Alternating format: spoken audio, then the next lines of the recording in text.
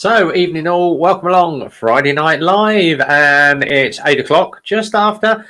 So, evening to everybody that has joined us. As always, the StreamYard link is up. It's going to be a very, very short edition tonight because it is the pre-holiday edition for me. Last day at the garage, and then I am away on Hollybobs for the next few days. So, if you want to jump in, there is a StreamYard link up on the side. Come and jump in. Say hello to all the people here. So we've got Andy in the stream, we've got Tom in the there as well, and Crumbly is in, boys. So evening to everybody. Are expecting quite a few to pop in tonight, so we'll see how we get on. But as I say, it is going to be a very, very short edition. We're going to probably go for about an hour or so, see how we get on. And then we shall probably hand over to Simon if Simon turns up a little bit later. He's not messaged me yet, so I don't know exactly where he is at the moment. So as I say, if anybody wants to jump in very, very quickly, StreamYard link is open. Not even going to bother with MCN tonight because it's just full of absolute crap this week. Absolutely nothing going on bike related. Apart from obviously a few videos that have come out. Andy has just done his 6,000 service and a few things to obviously watch out for. So go and check out Andy's video on that one. Rhythmic Biker has just done Are You a Winter Rider? Go and look at that. And then obviously Simon and Andy have been putting their Bell Ends of the Week videos up. So there's a lot going on, obviously those. Couple of other people as well. Hell's on Two Wheels. He's down in Florida at the moment.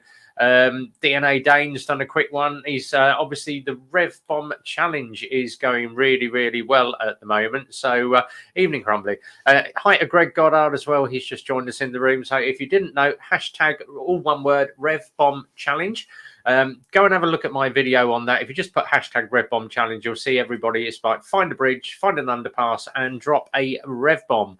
It is really that easy. Everybody does it when they're out riding. So if you want to go and do that, have a crack at the Rev Bomb Challenge, see how you get on with that one. And then obviously lots going on around the country. The boys from Motor Rev are out touring. I think they're off to France at the moment. Blue Bike and Doyle are obviously out running around the museums. And the others, obviously, that we've got Jim Diesel, regular one, finally Friday. Go and check him out. And Bride the Biker. If you don't follow Bride the Biker, that's good for one down there. He's out, and there was hundreds and hundreds of Harleys all in the queue. So another couple of videos. As I say, if you do want to go and have a look at any of those bikers, go and check out any of my descriptions down the bottom. It will tell you exactly who I follow on my channel. So there is links to most of the people on there.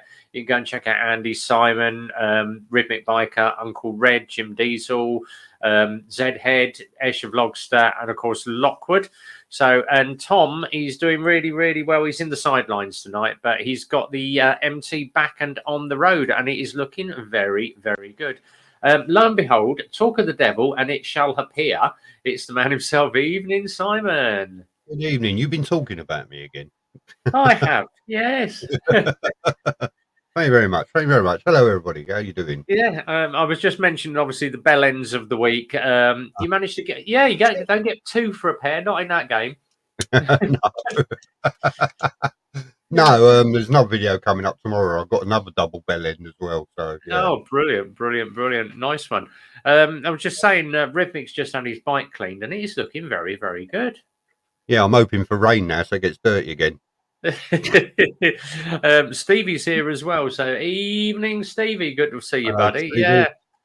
Yeah, Tommy's back on the road as well. So it's always good to see that MT out and running. What you been up to this week? Me, usual work, bit more work, couple of meetings, sort some stuff out, and a bit of work. You know, it's about and getting ready for my holiday. Yeah, I must say. About to say because we are away to tomorrow Sunday we're away, so try and get out and do as much as we can. But obviously we book in on the Monday, so they've told us we've got to arrive early as we won't be able to get in because there'll be nobody on the gate to let us in. That's right. I mean, you're lucky to be able to book in on the Monday. A lot of places are just shutting totally, which is understandable. But yeah. But what I will be doing, I'm gonna take the drone with me and get a little flight in. But I've got to remember to calibrate it to home when I get there. Yeah, yeah. You don't want to come in all the way back. No. Yeah. So yeah, I've got to calibrate it, and but I'm gonna have a little fly while I'm at it because there's loads and loads of woodland and countryside out in Norfolk. So we're gonna have a little run with that. I'll probably take the GoPro with me and get some footage on the GoPro as well. Yeah. Actually, I just looking at the comments there. Tom said rendering the 360 video takes ages. It takes hours. It's a pain in the ass. It does. It absolutely does.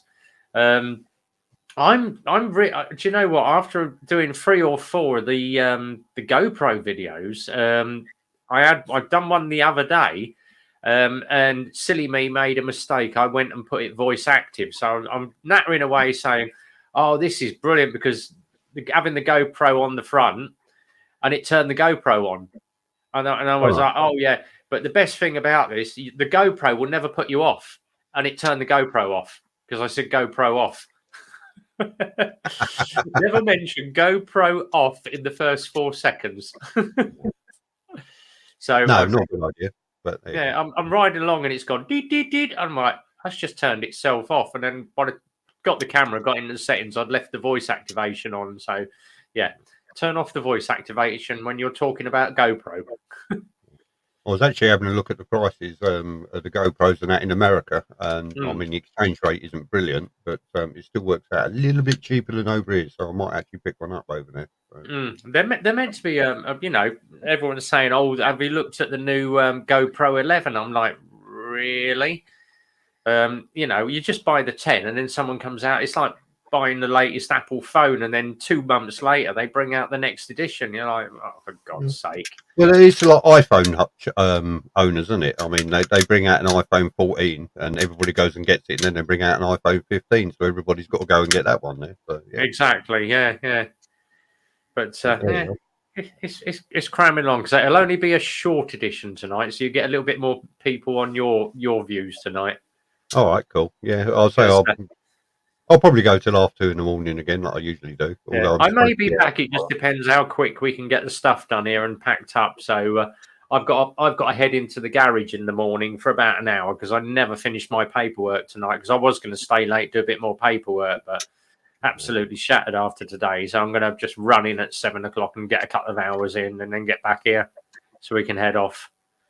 Yeah. Oh, that's one thing I did do this week. I completed my driver CPC training, so I now have a CPC card. I'm a professional driver. Oh, so you're now class 1 then? No. I've got the driver CPC card, which means I can now drive commercially and get paid for it. Oh, so, blimey, yeah. Yeah, I've got to wait till December. I'm going down to a place in Wing to do my practical, but that's 5 days and done. So yeah, yeah, well, good luck. Oh, by the way, good luck with the congratulations, should I say, for 2,100. You're catching me up. I know. I told you once I catch you up, once I'm ahead of you, all this is mine, right? Okay. Yeah. Oh, and a big congrats to Andy. He's actually done 80 uploads now, so it is a feat to bang out 80 uploads when you consider, you know, how long it takes you to do just the one. But like he did heckle me and say, yeah, but most of those are Super Sausage or Lex Moto ones. They probably are, but yeah. Yeah, I know. He didn't appreciate the 2 pictures we put up on his post. I thought it's got to be done. I've got to wind Andy up. So. I'm going to say it quick. Hi to Strong. He's in as well. So evening, Strong. Good to see you, buddy. Thomas just said I tend to get 3 subs and lose 2, but as long as you're climbing up, that's the main result, you know. It's still +1 sub, isn't it? So, yeah, exactly. +1, yeah. Mind you, a name like Tom STC, they probably think it's something sexual and bondage, aren't they? When they well, it could be worse. It could be Tom STD, couldn't it? Yeah. Well, Oh yeah, well done, Simon. Oh yeah, so well done for company putting us through free. Yeah, Bruce is doing it as well. Yeah, Brucey, good stuff. And he's just said snap as well. So I don't even know what I'm on at the moment. Let me just go to my channel a second. Oh, 2,899. So doing all right at the moment. Yeah, it's climbing up. Yeah. So if around 800 people would like to just subscribe to my channel, then I can take all this off Redbob. Yeah, I'll have it. He gets So the late night drunk one, and I'll do the early one. yeah, exactly. So yeah, exactly. So evening to Solo Moto, he's in the room. Evening, buddy. Welcome along. I'm going to put the StreamYard link up one more time for anybody that wants to come and jump in. Come and have a chat, talk motorbikes. There is a disclaimer that goes up very, very early. I'm going to put it up now because I don't know what Simon's going to do, but Actually, I watched. Have you? I don't know if you've noticed Cole Dutz's latest video when he got my sticker, and he was talking about my live streams and that, and he said you might not want the children room because he does swear a lot, and I thought, oh, perhaps maybe, just maybe, I might start not swearing, but then I thought, fuck it. Yeah, exactly. Oh, here we go. Tom just said, I'm off to Thatcher's tomorrow for the open day house. Oh, he won't be driving back same day then. No. I'm supposed to be going to Loomies tomorrow for a day there. They've got a test ride day. But I'm actually debating whether or not I want to actually go. So someone talked me into it. Someone talked me into it. Convinced me why I should go. Yeah. It's the test ride a Zero motorcycle, by the way. They ain't bad. Zeros are all right, actually. I quite like them. The DSR is probably the best one of them all. Yeah, that's one I've actually booked. So I don't know. DSR is, you'll be surprised how much power they've got, but just don't power it off into the corners like Missenden Flyer did. He ended up low siding it. That might be actually worth it. Will it burst into flames at the same time? God bloody hell! Andy's starting at 4:30 a.m. Jesus H, yeah. I'll be just turning over and scratching myself about then. Think of that, Andy.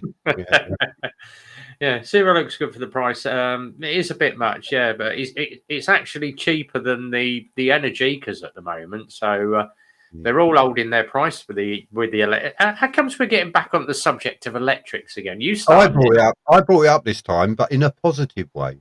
Yeah, I didn't slag them off. Yes, exactly. Now everybody's saying, "Where's Simon and who am I?" Yeah, can't go. It is just a big twist and go. Yeah. Yeah, I don't know. I'm torn, but I mean, I inquired about a Zero many months ago, last year time, and from what I was getting back from the salesman about the range on it, I ditched the idea altogether. But you know, didn't say he wants to set fire to it. Yeah, I might actually set fire to it. Do I have a temperature? I don't know. That would be a very, very good thing for the video, wouldn't it? This is the new Zero. This is a can of petrol. What happens when we mix the two and introduce Naked Flame? Yeah. If it's the whole family on BM's one. Yeah. I did see that the other day, the old BMW one. Yeah. I did actually. Exeter Rider did a test ride on that one, and I done it there at the time, and I did like that. I did like that. Evening Gus. I did like it actually. I was impressed, and I think it was his explanation of it and the test ride he did on it actually changed my mind a little. Not a lot. Still not fully electric. Still not bought into the idea, but yeah, I did actually like that one. They ain't bad. I've had a go. I haven't had a go to Zero, but everyone said the DSR is the best one because obviously Spicy did it. But I have had a go of the Energica. I think it's the Ego, which is the one that looks like the Panigale, Ducati Panigale, and that thing does shift. It was great until I got off it. I mean, I said to my friend, I said, "How much did you pay for that?" He said, "It was just short of 28 grand. Here's the keys. Have it back." You could have told me that before I sat on the thing. Yeah, but yeah. No. The new Honda engine. Yeah, Tom's just said, yeah, new Honda engine looks like a stock. I'm not even going to bother with motorcycle news tonight because just go on Google, put MCN, have a look at what they're advertising this week. It is all how much money can I throw at motorcycle news to sponsor or show my product off? And that's all they seem to be doing. There's no real press at the moment for motorcyclists. Exeter's in. Hello, Exeter. Good to see you, buddy. Yeah, he just tuned in and he was asking if I've changed my mind. No, no, I haven't changed my mind. No, But I'm. have I ever tried to get spicy on? No, but I do go on a lot of Spicy's lives when he does know that I'm in the room. I was trying to get Premises on one night because obviously I talk to Premises quite a lot as well, and obviously I'm on Beans on Toast. He is very, very good. He's but old Toasty's very, very good. But they will come here in their own time. We have had some big channels jump in on the stream. They did literally just spring up out. I think Stevie brought one in. The guy from America. I can't think of his Yeah, name now. And he's got something like Professional Monkey. that was it. Yeah, Professional Monkey. He's got like 93,000 followers, and he just sat in the side stream chatting away, and everyone's like, wow, he's in your room. Yeah, these guys just pop in. Another big one as well. We've got Exeter in the room now. He's, I'm not going to make his head swell so much he gets out the door, but Exeter is a very, very good reviewer of bikes. Go and look at Exeter's reviews. They're very professional, crisp, clean. For me, again, I just go out and I just ride the bike. This is a customer's blah, blah, blah. This is Lex Moto. But Exeter really puts the icing on the cake with his reviews. So go and check out some of Exeter's stuff. Very good at what he does. But all the boys here in the room, it's just all lads together that ride bikes and we just banter and chat a load of ball. Once we've had a few of these, it gets very, very messy. Yeah. And Simon's on the coffee at the moment. I work till later than you tonight, don't I? So I've got to start slow and build up. Yeah. Here we are. I'm rebelling. It's just got to be some pressure. Andy Is started. it two strokes? Is it two strokes? You get that lovely cherry smell. Yeah. Yeah. What's your take on Yummy Noob after his drama? I haven't actually seen that one.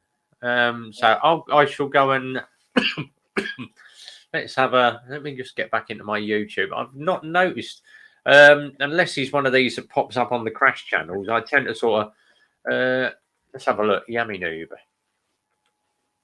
God blimey, 1.14 million subscribers. Talk about Zero Motorcycles. Yeah. Oh, I might go and have a look at his channel a little bit later on then, see what's on there.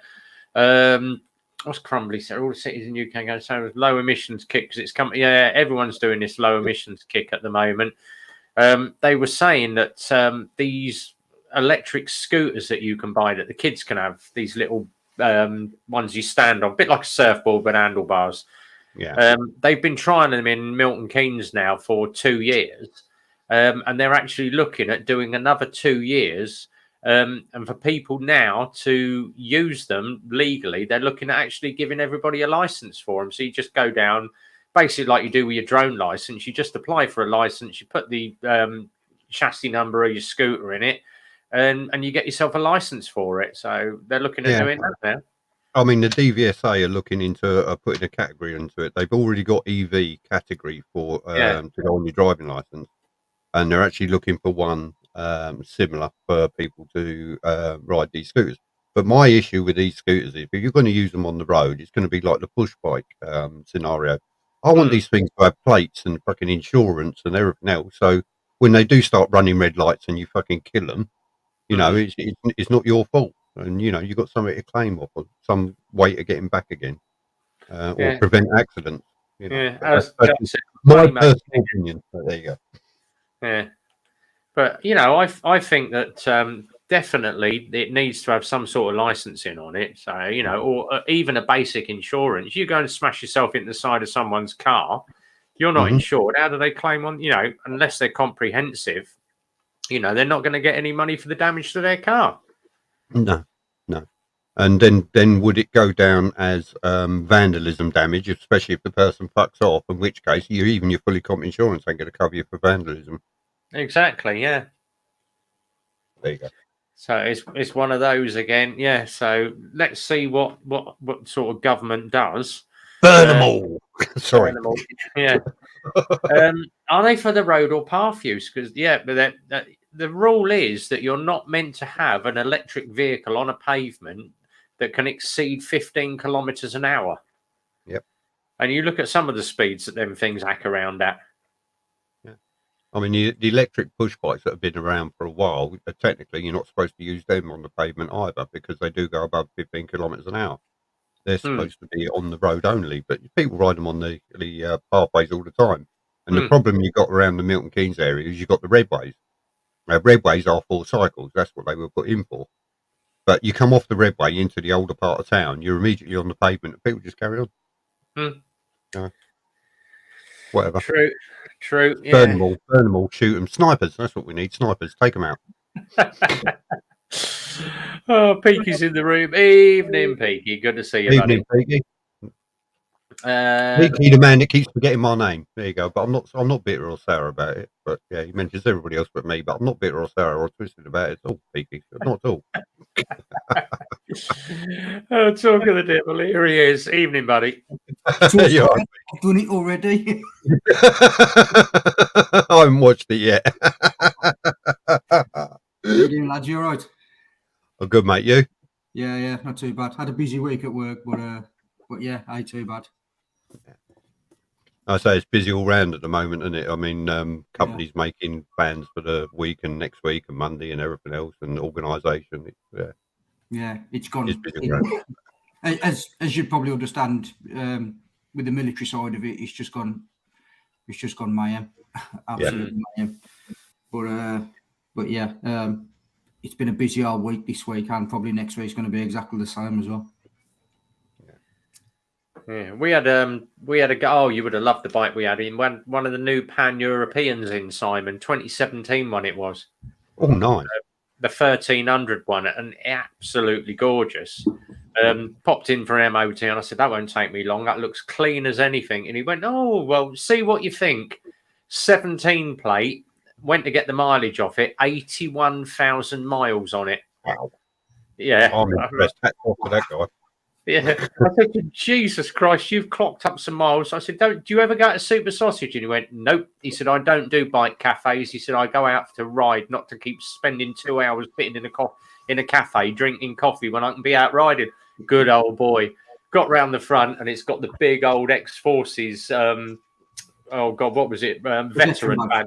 Yeah, he's got the veteran badge, big sticker one on the front. I went, oh, what do you do? I said, take it your ex-forces. And he went, yeah, ex-Welsh Dragoons. And I'm like, oh, well done.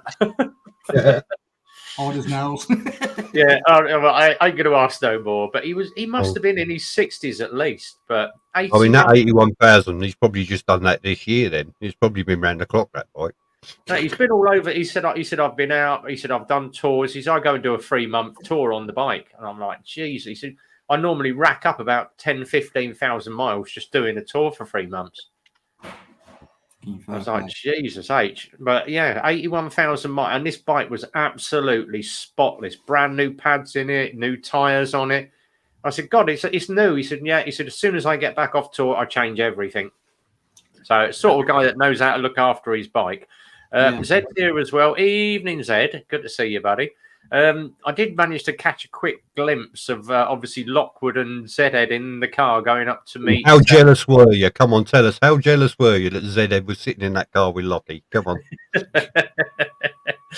I shall get round to seeing him before long. Yeah, so good old boys. Yeah, but there's some good old photos of Andy and the boys up there. So, but we'd seen them already anyway. So.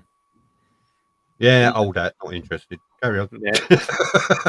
And pet in the car was like the Chuckle Brothers. Yeah. To me, to you, yeah. Right, links up. Anybody that wants to jump in on the live stream with us, we've got loads of people. Don't forget, if you are sitting in the YouTube, make sure you give us a thumbs up, guys. The more thumbs up, the better. And as I say, all the people that are in the side chat, don't forget to obviously click on them and check out their channels as well. So Andy needs 2 new subs to hit 300. So help a dude out, please. Andy GSA Tractor, go and check him out. YouTube, if you haven't subscribed, guys, let's give him 5 or 6 tonight. See if we can get him 5 or 6 subscribers tonight. That'll be really, really good for him. Oh, hang on a minute. Someone's just commented on one of my helmet videos. I shall tell him later. I didn't know you did those sort of videos as well. No, not helmet. I did a review on the Viper helmet, and he said it's great having the Bluetooth on the side, but it's one of these Bluetooths that connects direct to your phone, so you can do a WhatsApp group call rather than like intercom to intercom. But he said, how the hell do you turn it off? Because I can't turn the bloody thing off. Press and hold the button for 5 seconds. It normally works. The other thing as well, Simon, talking of obviously mental health awareness, one of our customers, George, brought his Yamaha phaser in. So it's had 3 sets of carbs now. It's on its 3rd set of carbs after we've managed to get 2 of them. The first 2 sets that he brought in were leaking all over the place, or it was misfiring. He managed to find another set, got them in. We've changed the jets, changed the seals. The bike runs. Got it through the MOT, new tyre on it today. And he said to me, "What do you ever do YouTube?" And I went, "Yeah." I said, "Little stream on a Friday." I said, "So what do you do for a living?" He said, "I'm a psychoanalyst." And I went, "All right. What do you do then?" He said, "I help veterans and I help people that have got trauma. So anyone that's had death in the family, a bad car accident." He said 90% of the stuff that he does is forces guys that have come back from Bosnia, Iraq, Afghanistan. That he said he was saying something about it stored in the medulla or at the back of the brain. And he said it's very hard. He said once you've got it as a memory, for it to keep coming back and coming back and coming back and keep haunting you. He said I basically teach your brain to put it to the back and shut the door on it. He said it is still there as a memory, but it's not so in your face. He said he did one where the Met helicopter or something crashed into a Glasgow pub. Yeah, a long time ago, and he helped. Yeah, he did about 20 of the people from that, and he's helped them get through the trauma of it. But he's very, very good. But he said he'd actually come in on the live stream one night and chat. He obviously can't do it this week. Yeah. But he will come in if I'm honest, and talk about it. So, we'll get him on. But he is a doctor of psychotherapy, or he's a MCDS and a doctor and everything. So he's a very, very clever guy. But he has offered to, because he said to me, he said, obviously, I was telling him about stuff that I've gone through. And he said, no, I'll give you a free session. You can come and lay on the couch. And I'm like, okay. What you want? Yeah, tell me your stories. Let me just, I think Andy is off now. So have a great one, Andy. Don't get up too early in the morning. But yeah, have a good night, mate. Do we have to watch Zed deep throat that fucking ice cream? No. It's the tongue action you got to watch out for. It's actually it's a new flavour. It's vagina flavour, but it tastes like shit. I think it's pretty big a lick. Yeah, I think you must have gone an inch the other way when you poured it. Yeah. How you doing, buddy? You all good? Yeah, I'm all right, man. Good. Oh, right. Let me just roll through some of these. Mr. Jim Diesel is in the room as well. He's been out on Kong this week. So, yeah, great one, that, Jim. Yeah. Good to see him. Let me have a quick look. Worse than that is big, Jim.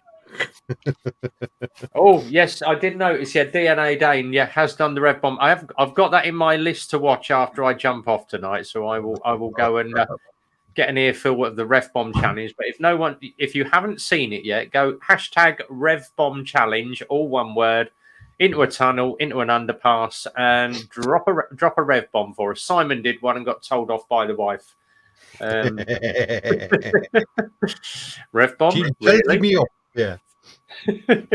Well, she was in the shopping centre, the other side of the roundabout at the time, but yeah.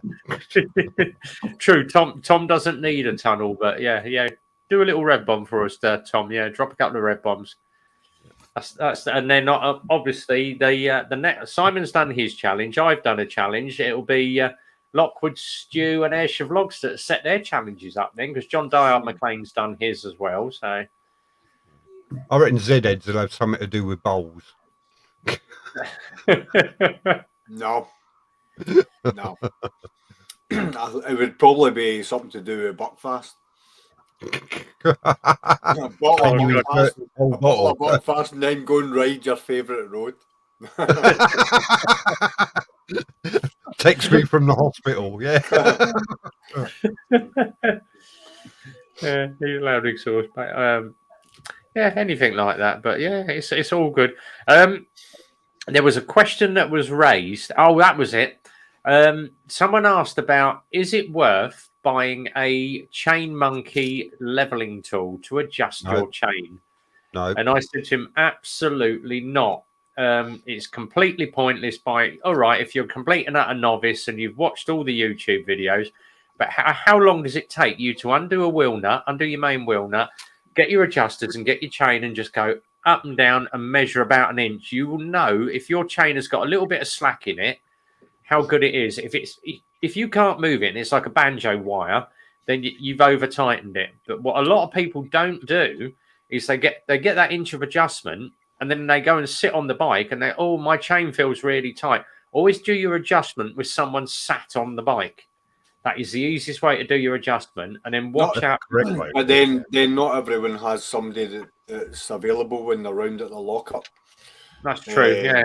So like any sort of, it's like personally, I think the Chain Monkey, what that does is that allows one person to set their chain tension, and you can guarantee that your sort of preload weight will be right.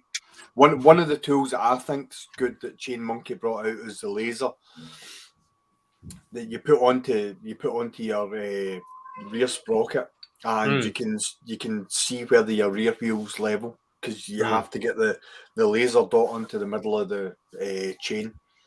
So that lets you know, because like as everyone knows, like the settings on the rear of your bike, they're not like micrometers, they're not accurate, they're just a guide. So anything that can give you just slightly more accurate sort of readings for me is better. But like I say, in the trade, it's all right for you to grab a mate in the garage and say, sit on that bike so as I can check the chain tension. But if I'm round at a lockup, who am I getting to check that? Exactly. Whereas if I can put on some sort of device that simulates the fact that somebody's sitting on my bike, and I then tighten my chain up to what I would class as tight, then that's got to be a start anyway, isn't it? Because the worst thing that you could do is set your chain up without any preload on it, and then it's too slack. It'll cause all sorts of problems. Exactly. I tried the levels on my bike and it kept falling off. I don't know what I'm doing wrong.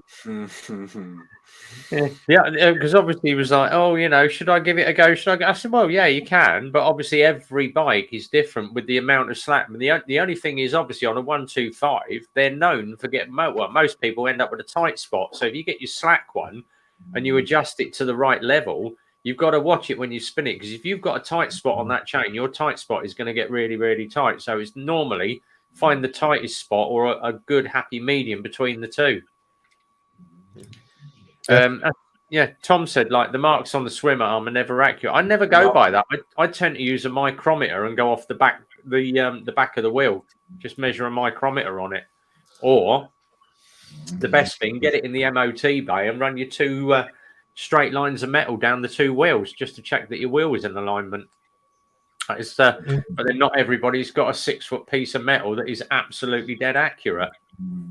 What I used to do was my digital verniers, like the adjusting bolts that sat on the back of your spindle, your rear axle. What I would do is basically use it like a depth gauge and measure between the two.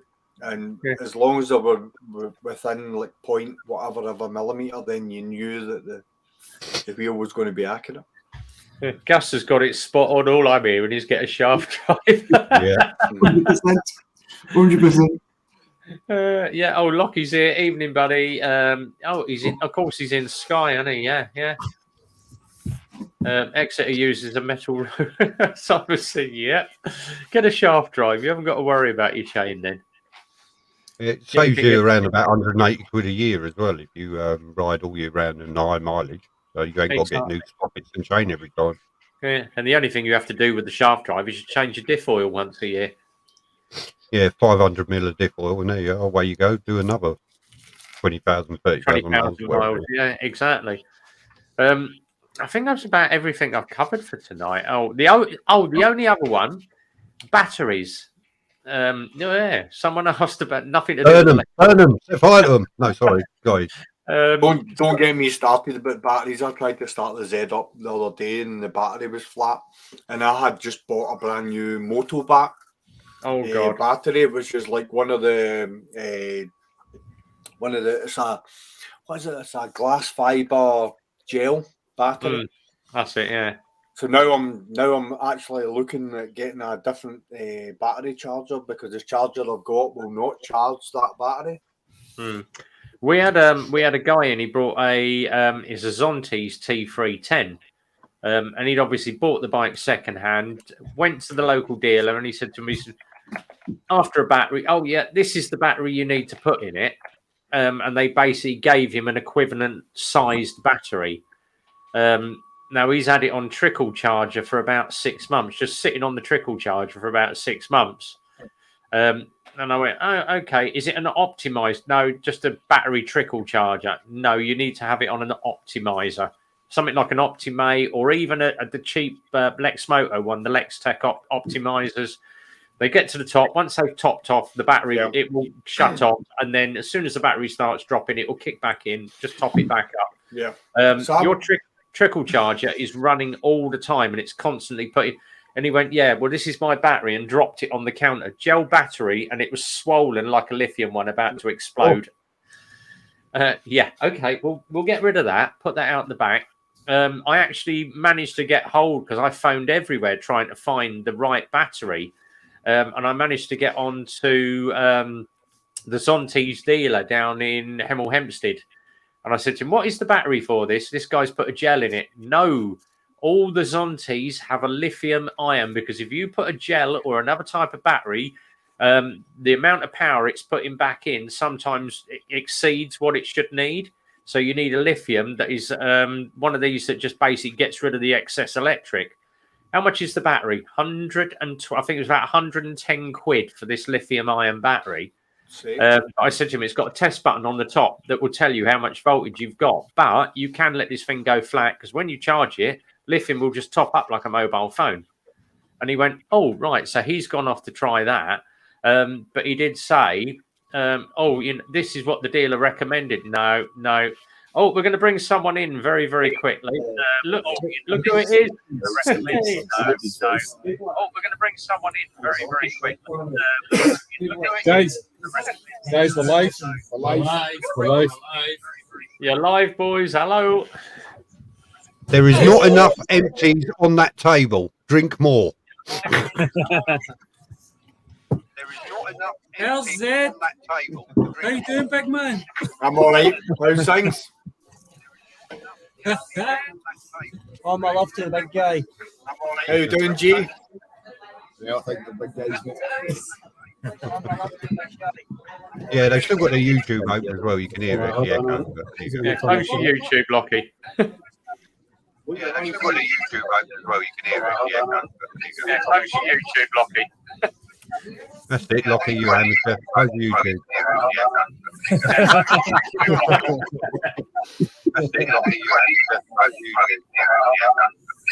I see my words, go away.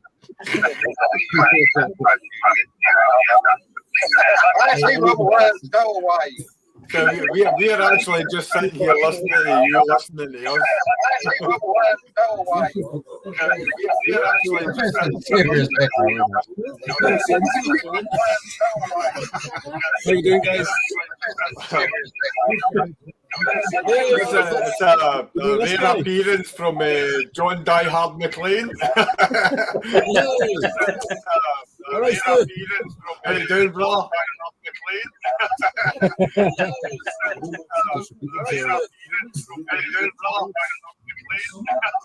Rev, can I just point out? Can I just point out? Graham's painted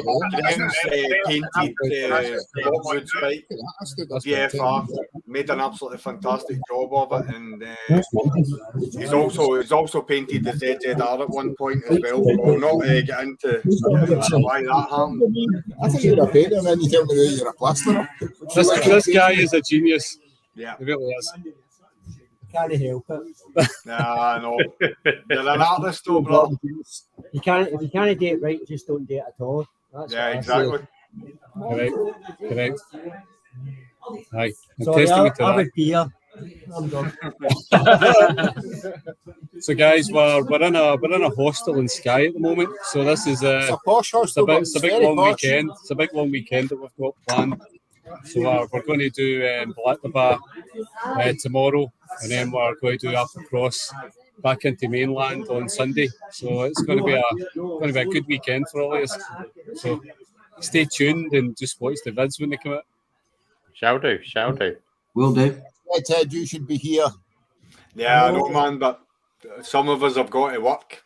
That's it, mate. I know, buddy. Bud. Honestly, I hope you liked that wee vid we put up yesterday. No, it was brilliant. Like I said, it was like it was so natural because the two of us were just chatting. Within about 10 seconds of sitting in the car, I forgot that the camera was on, and it definitely reflected in the video. It was great. The way it came across, it was fantastic. I think the only criticism is that none of us battered a tune out. I know. I think they were hoping for the old James Corden, but I think you'd have got more thumbs down if I started singing. You should have heard what they were saying earlier, buddy. I'll put it up for you. Carpooling. What, Dylan?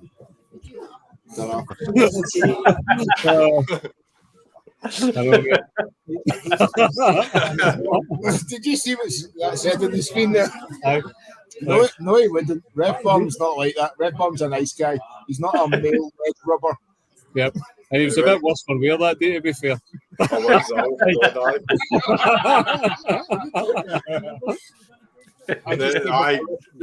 day that we did that, Rev had done a live stream, Simon did a live stream, and then I did a live stream, and Simon came onto my live stream and he didn't switch his mic on.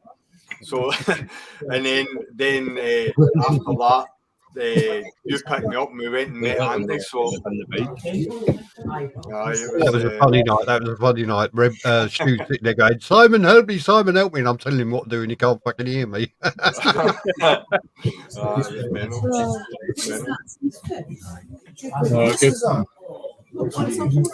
the plus side, Vlogster didn't bring the bike, so that was good. You know, so he's got a new bike. He's know that.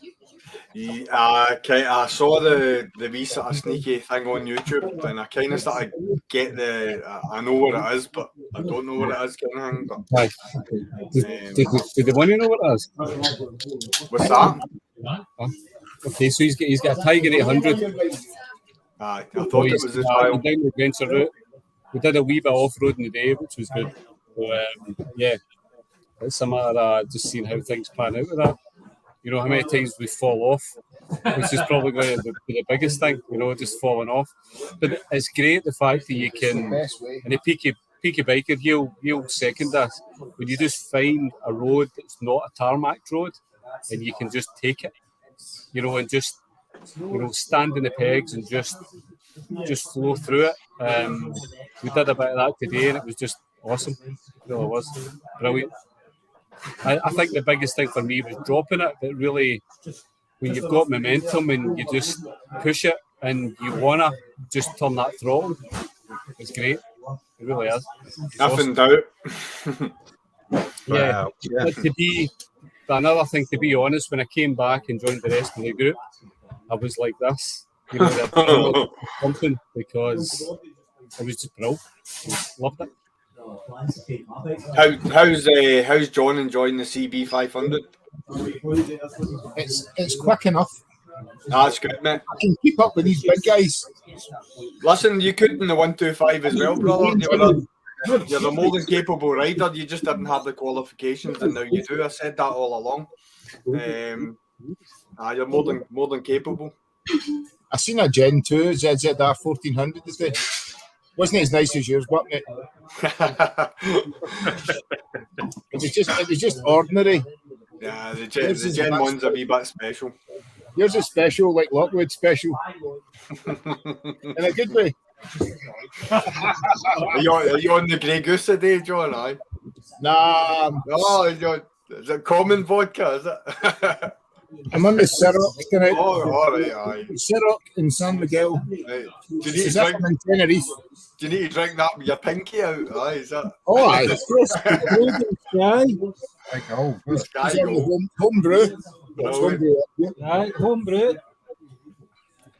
Brilliant. Lockwood's playing left us on his camera. That's really risky, isn't it? I know. This Lockwood's account, aye. Nothing can go wrong. Let's delete all these videos for a laugh. I'm getting the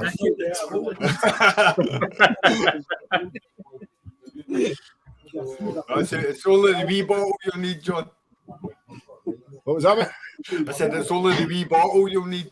Hey! Right, I can't go to the bar again, so I'll catch you later. I'll leave you with Chris. All the best, man. Don't leave them with me. Right, Chris, you need to give us a song now. Yeah, everybody's having pizza now, boys.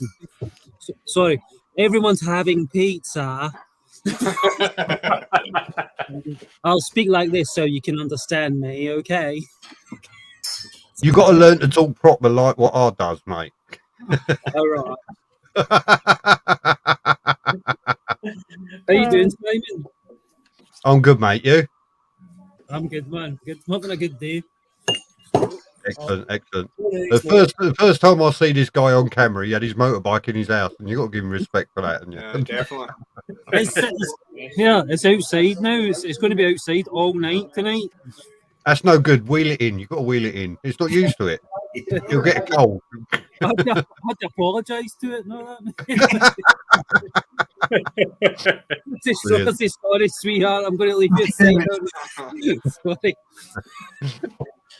Hang on. I think Exeter wants subtitles.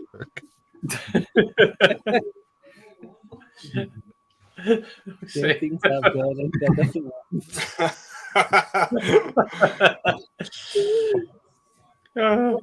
They can understand me. It could be worse. You could have Stevie here, military biker, and then you really would be screwed. Oh, Yeah, I'm 5 minutes. what with that and the bleeding the geezer in the middle as well, the brummy. My accent ain't that bad. Sorry, what? Can you hold up them subtitle cards again? Me old mucker. You're a Scouser. You're a Scouser, Peaky Biker. Oh! No, you're not a scouser. No, From the Black Country. you sound like a Scouser, man. It's all right, mate. I'll give you his address. Yeah, I like Scousers. Scousers are brand new. I am brand new, put it that way. I've met some great guys that are Scousers. I have. I ain't met many. I'm making a cunt of myself. Right, guys. Have a good night. See you later. Have a good one, mate. And you, Lockie. Take care. care. Take care, guys. Cheers, guys. Enjoy yourself, guys. Stay safe. Wicked. Oh, what a great bunch. Oh, so they're all up in the Isle of Skye. That Them made bastards make me want to drink, they do. No, I'm just gutted I couldn't be there, but I just can't get my holidays the way these guys can take holidays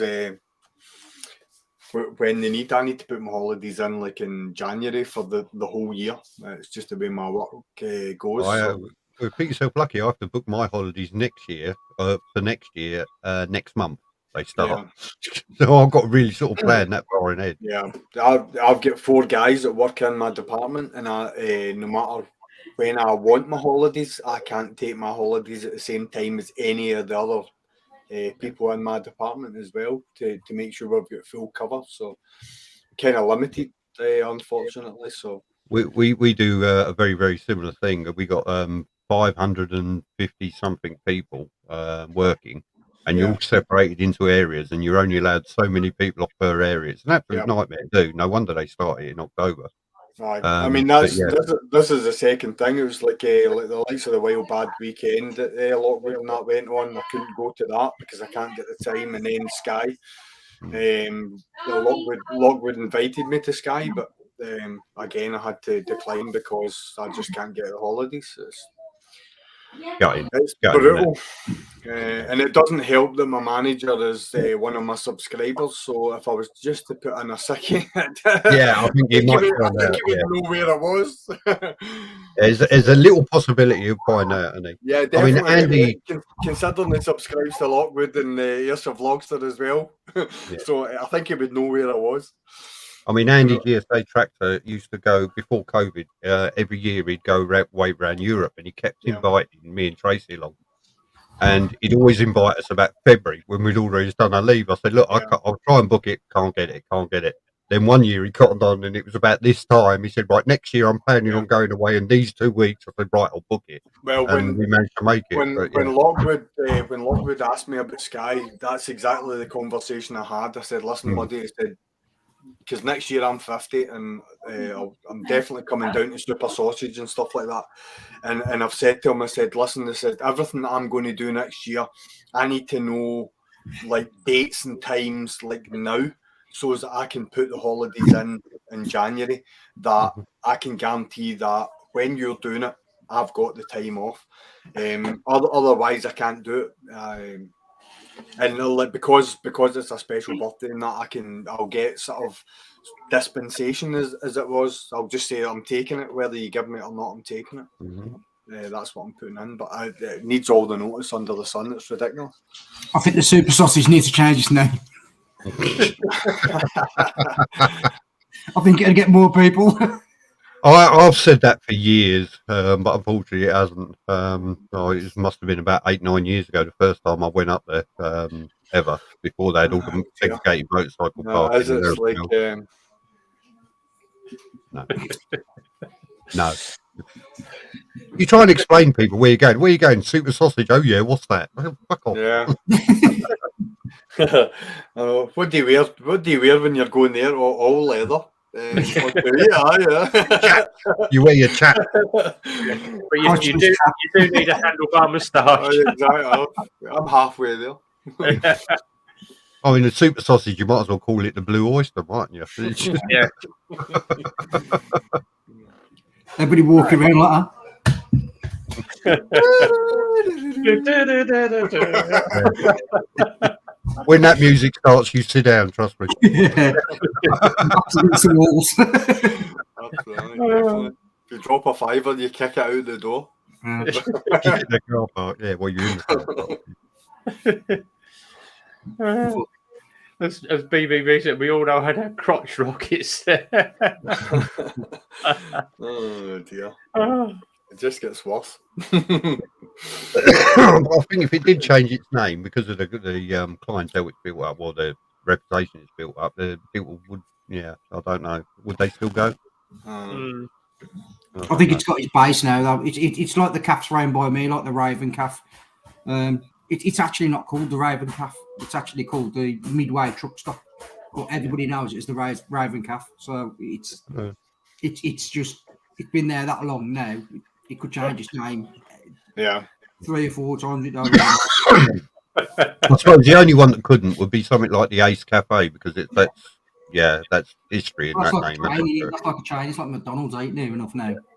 Yeah, they got them springing up everywhere. I shall be at the Ace Cafe in Orlando in a couple of weeks. So. I remember you saying about that.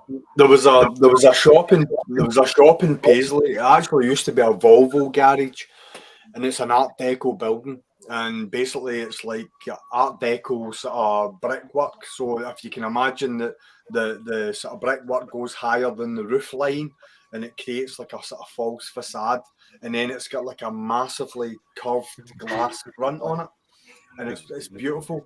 And it lay dormant for years and years and years. And I thought about for long enough turning it into like a biker cafe.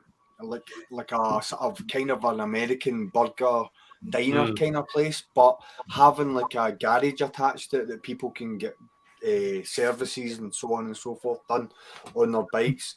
So bikes hanging in the wall and stuff like that, and call it Zeds with a big rotating Z on it and stuff like that. But I had the whole idea and just bottled the fact that no, I'm not going to go down that rabbit hole just in case it doesn't work. But I actually had somebody in line for backing it, but I just didn't pull the plug on it, but it would have been brilliant because when we come back from that Europe trip, our last night in France, we stopped at a biker hotel. I didn't realise it when I booked it, but that was a bit like that.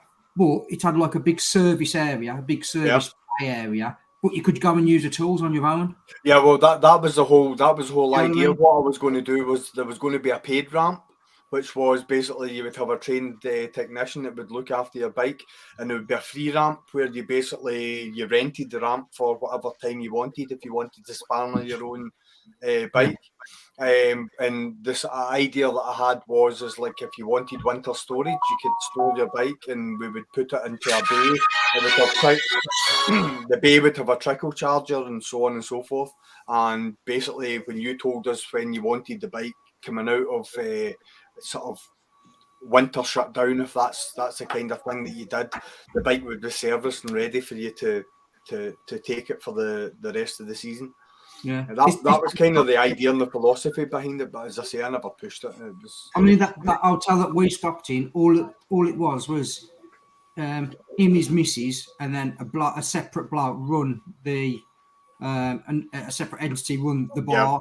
Another entity run the food. Well, that was the whole philosophy with it with me. I certainly wouldn't be working in the garage because I'm not qualified to do that.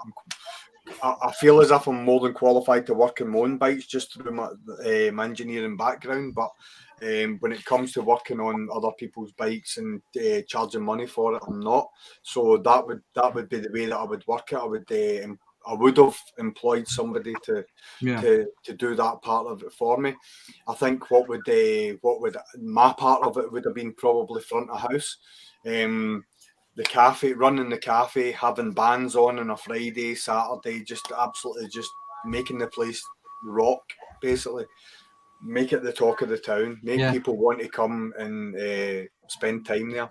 That's what they had. Like they had like a food hall kind of thing, and then about 9:30, they emptied half the food hall where the like the bar area was, kind of, so to speak, and that was then like the dance floor kind of thing. And then, like I say, they had a couple of when we was there, they had 2 live bands on, and then about 11 o'clock, 11:30, they had music until 12:30, but then at 12:30, that was it. Like, obviously in the morning or shoot off or whatever. So, but it was that worked as me booking the room. It was, I think it was 79 euros each, but with that 79 euros, you had 2 free points and you had a 3-course meal for your evening meal for that 79 euro. So, and what he did say to me was that if you stop for more than 4 nights, they'll reduce that down to 72 euro. Yeah. So it's if you was using that as a base location, then if you was going to stop there for 4 to 5 nights, that'd be somewhere that I'd like to stop, because it was just everything was secure. It was just like a roller shutter gate coming in and out. You just roll it backwards and forwards. But then if you've got to get at a certain time, for example, there was a buzzer outside which you pressed, and then just like a little dash cam almost, and then they'd unlock the door electrically, and then you could get out. But I mean, like some of the ideas, I sat long and weary thinking about it. I thought about like starting like group rides, leaving from the place, burger and a coffee, and if you buy a burger and a coffee, you get your tire pressures checked before you went on your ride. That was part of the deal. Stuff like that, just stuff like that. It takes the hassle away from you. When you're having your burger and your coffee, somebody else is checking your tire pressures to make sure that they're within spec. And if they're not, fill them with. It's just like a sort of biker cafe ran by bikers, for bikers, and everything. You know what I mean? It's like like I say, I wish I'd sort of maybe sort of ventured into it a wee bit more, but 3 kids, a wife, a mortgage. That's a lot to. It's a lot to risk. They used to do because the bloke from there, he used to take tours out because it's right next to Rootley Crips, it's called. So he used to do the biking tour of a daytime and then run the bar and do other stuff during the night. Well, I mean that's the thing is like basically social media. Social media is easy to basically. So like I had the whole thing thought out in such a way. Right, we're doing a run. We're leaving at 9 o'clock and we're going to go X, Y, and Z. Where it was situated in Paisley, you're just onto the motorway. You're at Erskine within 5 minutes. You're in Balloch and another 5 minutes over that, and then you're at the Lochside, Inverary, and Glencoe, and the whole of the west coast at your fingertips, and then you just circle back and back to the place at night for whatever fun barbecue or whatever. You know, it was. I mean, that place that we stopped at that on our last night, it was packed. There must have been 40, 45 rooms, and it was absolutely jammed to the rooftops. Do you know what I mean? We ended up having to have the last room, and all they did literally, we asked for two twin beds. One had a double, and unfortunately, Mick lost the toss, and he had just a blow up airbed thing. But for that, they give us free breakfast in the morning. Well, I mean, you had to sleep on a blow up airbed. That's it. Well, see, at the end of the day, it's like I wouldn't even be fussed as like at the end of sort of service for the food. Kick back all the tables and chairs. If you want to doss down on the floor, by all means, put down camp beds, put down inflatable mattresses, do what you want, fill your boots. As far as I was concerned, if it was me that was running it, it's you guys that are do what you want with it, but as long as within reason, obviously. But it's for you and to be used by you. That was the whole philosophy behind it. Yeah. In a way, I would love to have seen how it would have gone. It would be nice to have seen a simulation as to how it would have went ahead. Yeah, it was quite interesting now, like in France, because and in Germany as well, because in the hotel in Germany and in France, they all give you of a morning a little breathalyzer, so you can do a breathalyzer test before you go out. Yep. And I thought that was. No, that was really again. good. That's another idea because that's like-minded people looking out for like-minded people. And that's appreciated. That would go down well.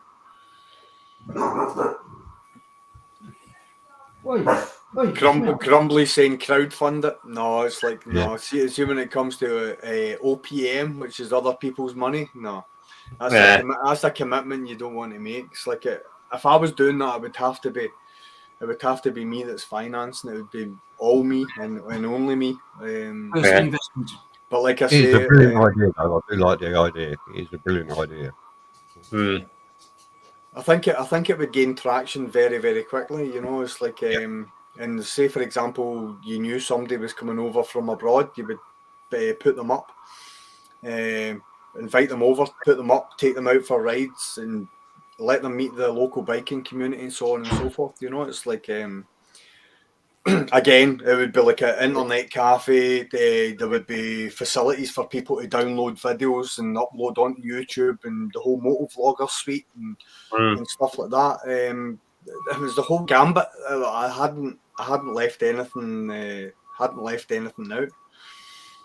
Even the fact that somebody valeting bikes, if that was what you wanted, if you wanted your bike professionally valeted, somebody would come into the car park while you were sitting having your food, and they would professionally valet it or protect it using all the sort of latest products and whatever.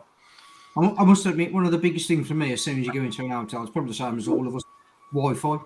You want to make sure it's you are, and you got decent Wi-Fi. So that's all you want, especially when you're traveling, because you know, backing all the footage up and all. Exactly. The whole thing for me was like as I say, like a row of computers that you could, if you've got like maybe 10, 15 hours of footage, that you could upload that onto whatever editing software that you wanted to use.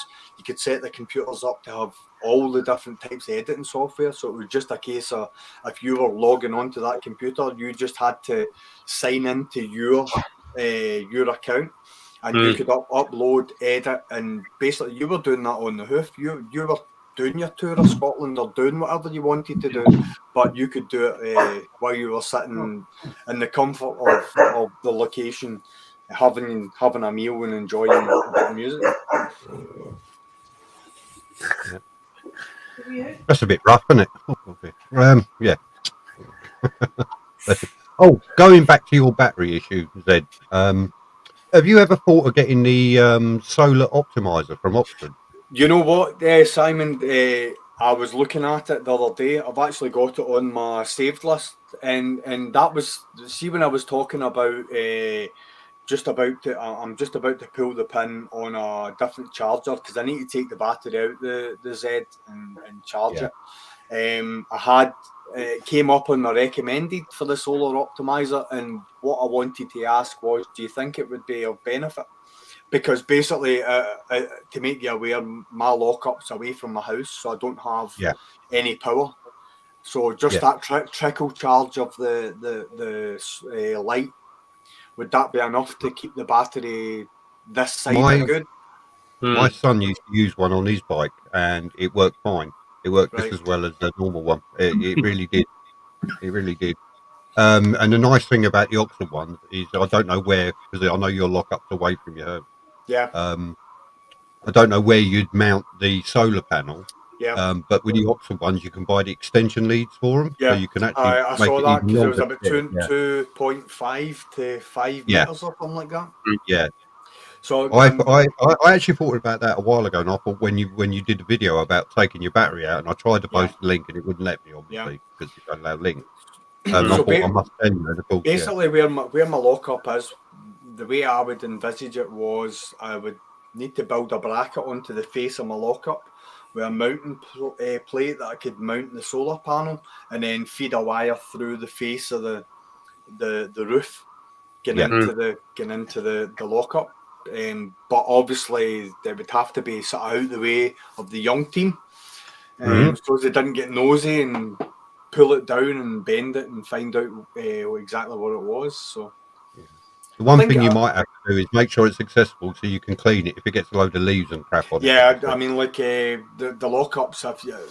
I'm 6'3" and like I can get up to about 7 or 8 foot. So like I can touch the roof of the lockup. I have to bend to get under to get into it. So no, it would be fine. It'd be fine with that aspect, just for cleaning the panel and whatever. I don't think they're that dear either, are they? They're about. I think it was about. Yeah, I think it was. I think the one that I saw was about £40. So yeah, sports bike. Sportbike.co.uk. I think they did about 10% or 20% off at the moment. Yeah, so. And it's a quick delivery, and they've got really good customer service actually. Yeah, I've dealt with a lot, but I've been round at the lockup quite recently with the ZX9R, and I feel as if I'm Alice in Wonderland, and I've just jumped down the rabbit hole. I'm now looking at new fuel lines. I've just bought a new clutch cover. If I've bought a clutch cover, I'm having to buy new oil filter, so on and so, which I would have done anyway. But now I'm looking at front progressive springs. I'm looking at race oil. It's just the price is racking up. The list never ends, does it? When you start a project. No, because of like the way I think the bike should be as opposed to how it is. I want it to be that I can go on it and I can ride it exactly the way I think that it should be ridden, and I know that it can be ridden. And it's starting to cost me more money than I wouldn't say I was comfortable with, but than I had expected. But it's one of those things where you look at a bike on its merit and then you start digging into it, and the harder you dig, the more you find. The more you find, the more it costs, and that's the nature of the beast. It's the age of the bike. And I get it. I totally understand it. And if I sell the bike tomorrow, I'm never going to get the money back. But at least I'll know whoever it is that's getting the bike's getting. It's going to be right. Just going back to the point that Crumbly made a point earlier. He said, obviously, bike cafes, getting small investors like you to bung in 100 and take your chance. We've actually organised something for next year. Me and Simon know what I'm talking about. The Milton Keynes Bike Show, 2023. I actually spoke to the organisers about getting all the moto vloggers together. So, for instance, like Stu, Lockwood, Ayrshire Vlogster, probably get Peaky down, guys like Exeter, and all the guys in Milton Keynes. And I actually he said, how much stand do you need? Now, obviously, when we did the Eclipse stand, we had 20 square metres. I said to him, I probably need 30. And he went, why is that? I said, because every single moto vlogger is going to want their bike behind the stand so the public can see it, see the public's bike. It actually worked out. They've totaled it up. It's going to be around about the £350 mark.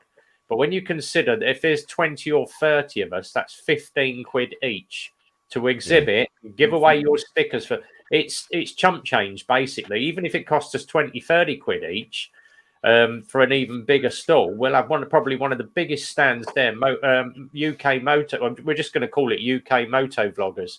Makes it nice and easy. People know what we do. They know we're from the UK. Have a couple of tables down there. Bring a load of like deck chairs or camping chairs. So you can just sit there, have a chat, or have a coffee stand next to it, and get all the exhibitors down. Rev, is there going to be power at the stand? There is going to be power there as well. I have. Could I make a suggestion, right? Just say, for example, we've got 20 moto vloggers, right? You say to every single moto vlogger, give me a 1 minute edit of the essence of your channel. So you stitch the 20 edits together and you put it on a loop. So basically, you've got a laptop playing and it just shows. The guy. Why not all of our intros? Yeah, well, yeah. Christ, my intro would take up 20 minutes. Yeah, I know. We'll have to edit red bottoms a bit. Yeah. I could send you my special naked intro. Yeah, well, the guy. No, we want to attract people to the stands, too, not scare them off. Well, my guy that does that bought my disco off me. I had a video disco and he's actually said he would bring along the two big 72-inch plasma screens and put them in the back of the marquee, have one either side. And we can just roll 72-inch video all the time with audio as well. And we could even do a Q&A session with it. Get a couple of radio mics, have a Q&A session with each blogger. Yeah, that would, why not? that and people from the public just asking questions. You get a chance to come along, sell your own merchandise as well. So people want to bring their own blog merchandise and sell it, and make their own money out of it. Then good luck to them, But it will, even have some food there. If we can get a coffee stand, I've already got muck off involved in it. I'm in the process. I'm going to probably gear up from January and start getting people to say, right, let's get this promoter in. Let's get this promoter in. If you come along and exhibit your products on our stand, what are you going to give to the moto vloggers for doing it? And not just one of us, all of us. Cut us all in on it. You see, it's stuff like it might sound daft, like, but obviously I work for the MOD. So we get stuff like Burkhardt boilers and all kinds of stuff like that. So obviously I could come down with or ship down to Marcus the Burkhardt boilers and anything like that we need. Chairs, stools, benches. You know what I mean? That's the environment I work in. So you know what I mean? I can that kind of stuff won't be a problem. If you're going to get coffee there, I'm definitely there for the day. But we better make sure this thing is near a toilet. Said fuck all about coffee. No, you've got to make sure there's coffee there, otherwise this puppy ain't coming.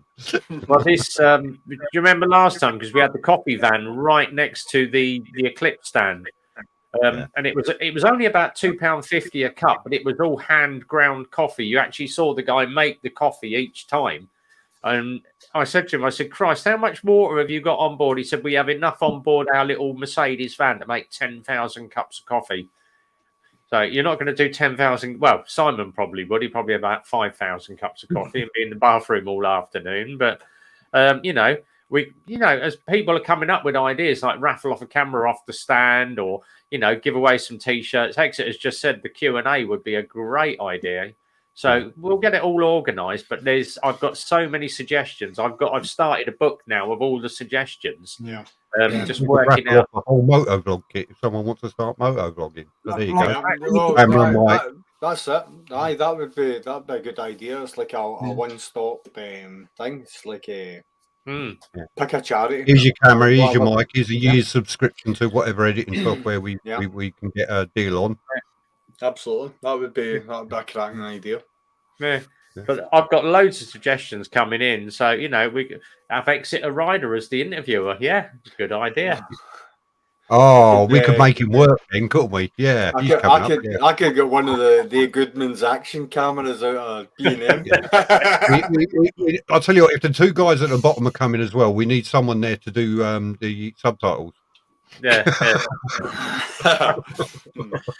But we've got what, 4 or 5 local hotels in the area. Simon's got spare rooms at his. I've got spare rooms at mine.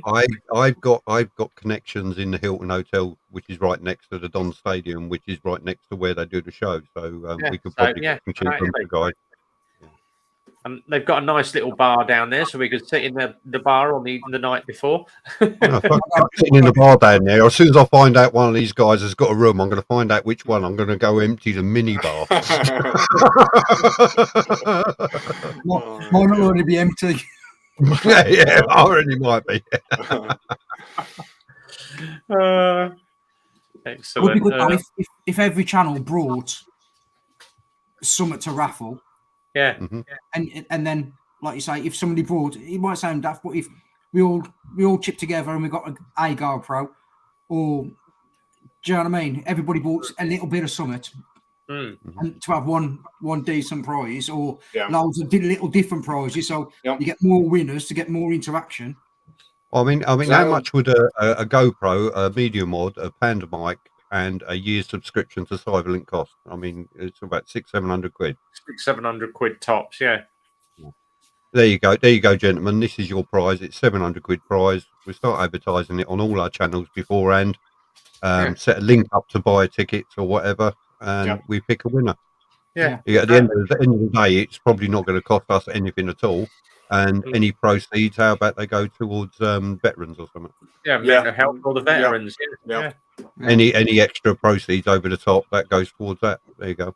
Yeah, exactly. So we don't make nothing on it. We're all in it to. It's not help.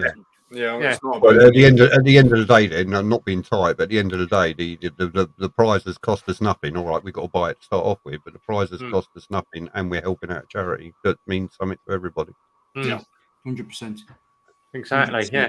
But it's a good sort of year. Well, I'd say 10 months away now, but I'll probably start gearing up at least 6 months before. Yeah. We want to start making plans in January. Rev, what is the date for that? They haven't set the date at the moment, but going. When did we do it last one? I think it was beginning July. Yeah. I think it was the last Sunday of July we did the bike show. Yeah. So they probably do it July, August time. So you've got the decent weather, hopefully decent weather. Because I think it got to about 4 o'clock and it started raining, but that was just when because it's only on for 6 hours. It's 10 till 4. So, like the last Sunday it was the 3rd of July. There you go. It was the 3rd of July this year. The 3rd, right? Okay. So, and I'm assuming they're going to do it around about the same time. When do you reckon would be the earliest that you could get a date? They normally start gearing up from March because we put our order in March because they were starting to work everything out. But they had a lot of big bike stands that were coming, all pulled out at the last minute.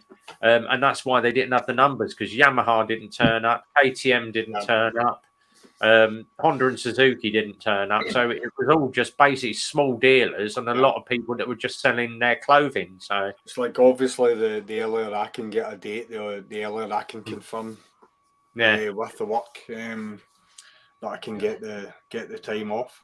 I definitely want to come down to it because I spoke to Lockwood and Mark about it, and I said it's something that we need to do. We need to come down. And then well, you guys are more than welcome, and you've got to make it more than just one day. We've all got to go out for a meal or something in the evening. Definitely, I do hope definitely I do hope you all like Indian food, because I'm very good friends with an owner of an Indian restaurant down here. Excellent. So, yeah. I think come down on the Friday or something. I'll book a Saturday off of work, and then we make a weekend of it. Yeah, why not? Yeah, we can take you out for. We can all go out for a ride. We do the UK Motor Vloggers Ride, and maybe that's something we can be. We can show people how you edit videos. We get everybody's footage, and we'll get someone to sit there and just show everybody how it's all edited. And at the end of the show, we'll have a completed video of us all that weekend going out for a ride. Okay, yeah, might go to Super Sausage, but from then on, I know some really good roads around there. We can head down towards the H Cafe area, background. Like taking an essence of everyone else's footage. Create. Aye. I've already got a couple of people in mind who love editing. That it might be interesting to get them into it as well. Red would be very good at it. That's who I was thinking of. And why don't we invite Wolf Tales along to do a video of it as well? Exactly. Yeah, get CC out on it. Yeah. Get Seb in on that as well. Seb in on it. He's pretty good. Like you say, it's the spin on everybody is what they interpret differently to editing, and how we all edit differently. Really, do you know what I mean? We all might have the same similar setup, but how we all edit it differently. Yeah, that's the appeal. I did a vlog, and I used green screen chroma key basically, and it was you probably saw it was a shot where I'm holding. It's actually a box. I think I've got it somewhere.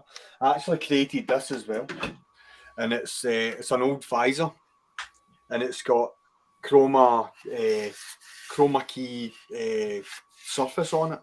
So hey, get those here. So basically, what I can do with that is I can put that on my helmet, and if I'm walking towards the camera, I can have footage showing on my chroma. On my helmet, so no matter where I turn, you're going to see what's going on in my helmet.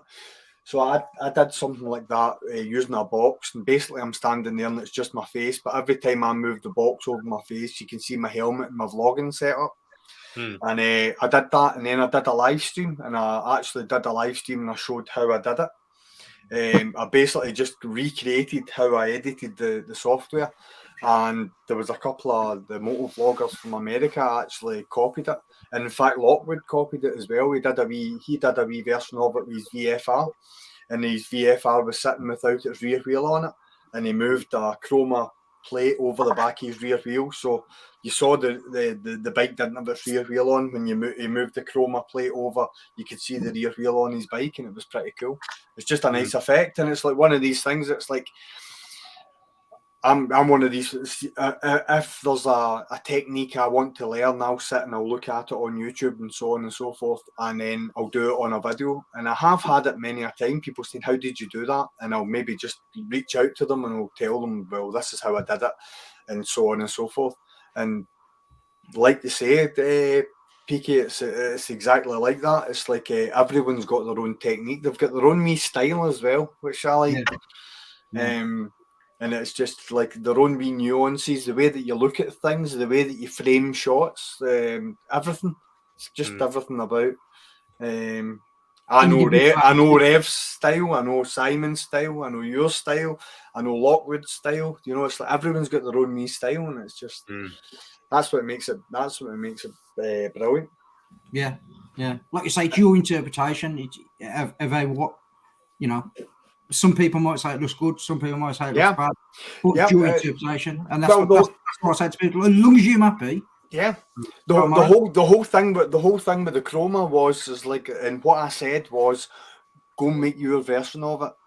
You might make it better than me. Go and let me see it. I want to see it. Tag me in it. Yeah. And that was it wasn't a motor vlogger challenge as such, but it was just one of these wee things, just to try and stimulate somebody to actually maybe venture into a part of their editing software that they wouldn't have normally looked at. I must admit, that's one thing I've never done. I've never used that chroma key or the green screen and nothing like that. I've never used it. I've got a vlog, and I think it was about the brakes in the ZZR, and I've actually got the intro. There's 3 of me on the screen at the same time. So I've shot 3 different, but that's not chroma key. That's actually, it's called masking. Masking, yeah. So basically, I masked 3 different sections of the video and I pasted them together, and it looks as if the 3 of me are talking to each other. It's quite funny. Good. That's good. Have you seen this new camera I got told about this week, the DJI Action 3? It's supposed to be better than the GoPro 11, ain't? Yeah.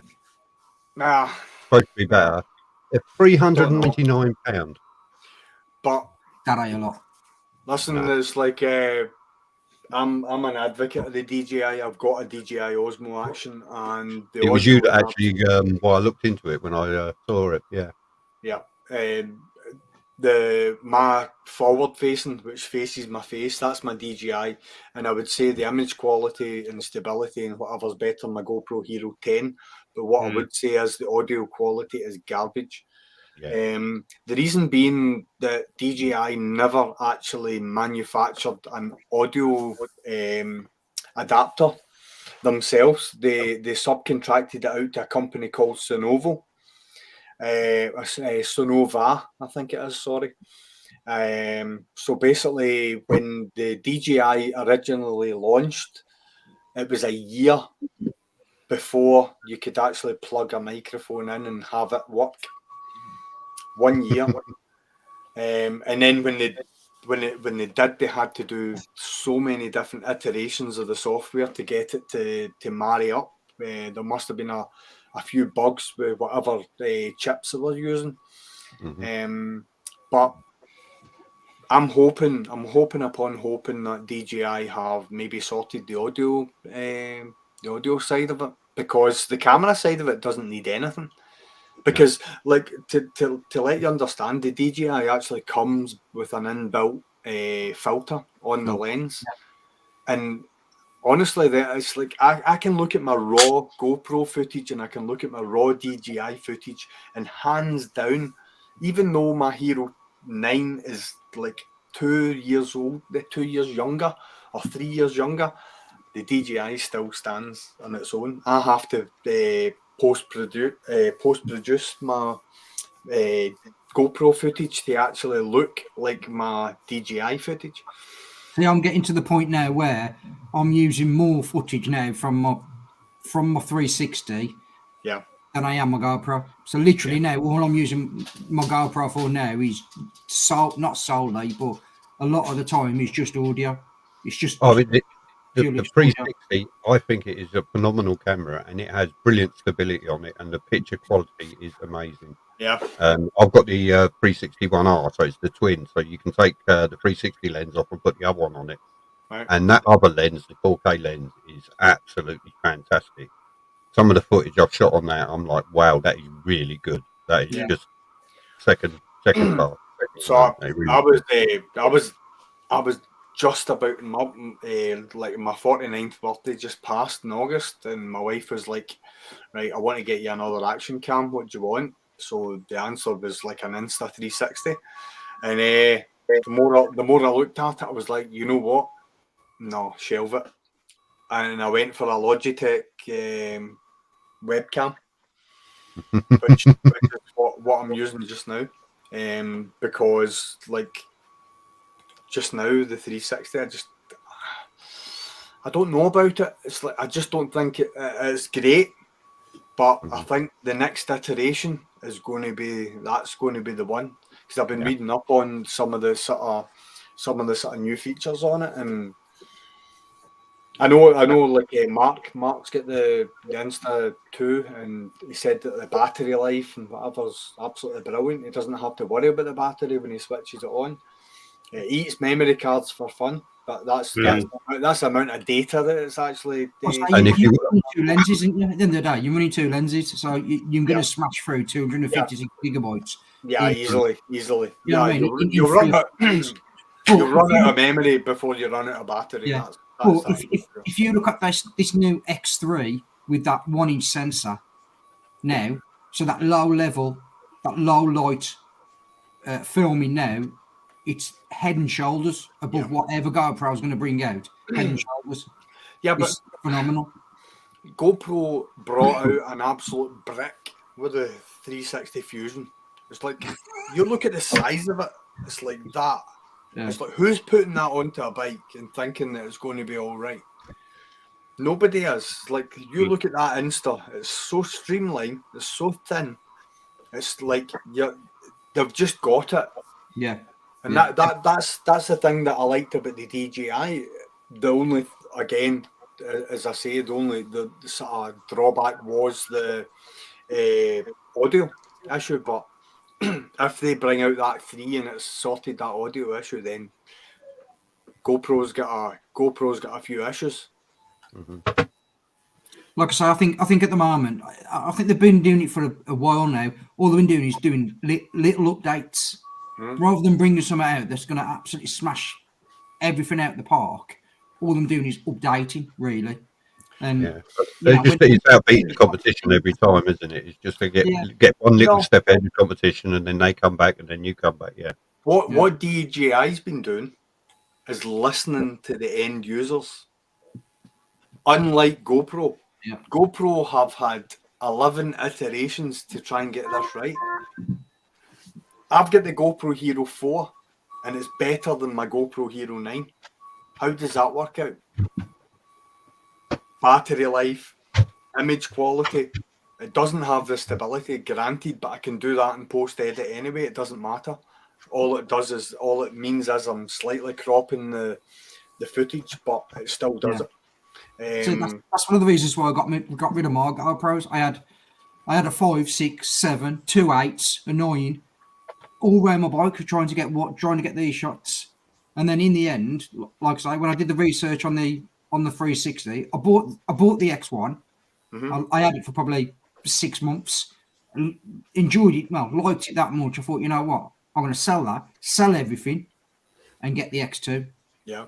And now with that X2, like you say, that's all you need. All you need now is one camera and something to record your audio on. That's all you need now. Yeah. There's no need to have cameras all around your bike, trying to get all the footage, because you've got it on that one camera. Yeah. My only issue, or not even an issue. I don't even think it is an issue. It's just like positioning of the camera. I don't want to have this big extended pole sitting out one side of the bike, the front of the bike, or the back. I don't know. It's like I'm concerned. I saw. I can't remember who it was. There's a motor vlogger, and he's got I think it's a CBR 1000, and what he did was bought a second screen, and he fitted the second screen, and he drilled a hole through it, and he actually has his pole coming out the front of his screen. So basically, like, he can get all his riding, and the angles that he can get is absolutely fantastic. And what he said was, if I sell the camera, I'll just get rid of the screen and I'll put the original screen back on. Yeah. And it does give you some amazing, but I just don't want to be riding along and I've got this big arm sitting out the side of the bike. Like, I'd end up taking it off of the car as I try and filter, and boom, there goes the camera. It's like that. But we might be going a bit too deep here. But that's when you start positioning your shots and stuff like that. So when you go down the road, you're like, that was a good road. Let's turn around, go back, set the cameras up, go back down the road again. Then you get to the end. Then you cut off. You are going to, you are going to ride around the NC 500 with a Arden on your bike for 500 mile, haven't you? So like, where I think I would benefit is like the likes of if I'm heading from where I stay right up to, say, for example, the Green Welly shop. So I'm going up the Loch Lomond side. I would have the Insta naturally on my right hand side, because it's the road and the loch is right there.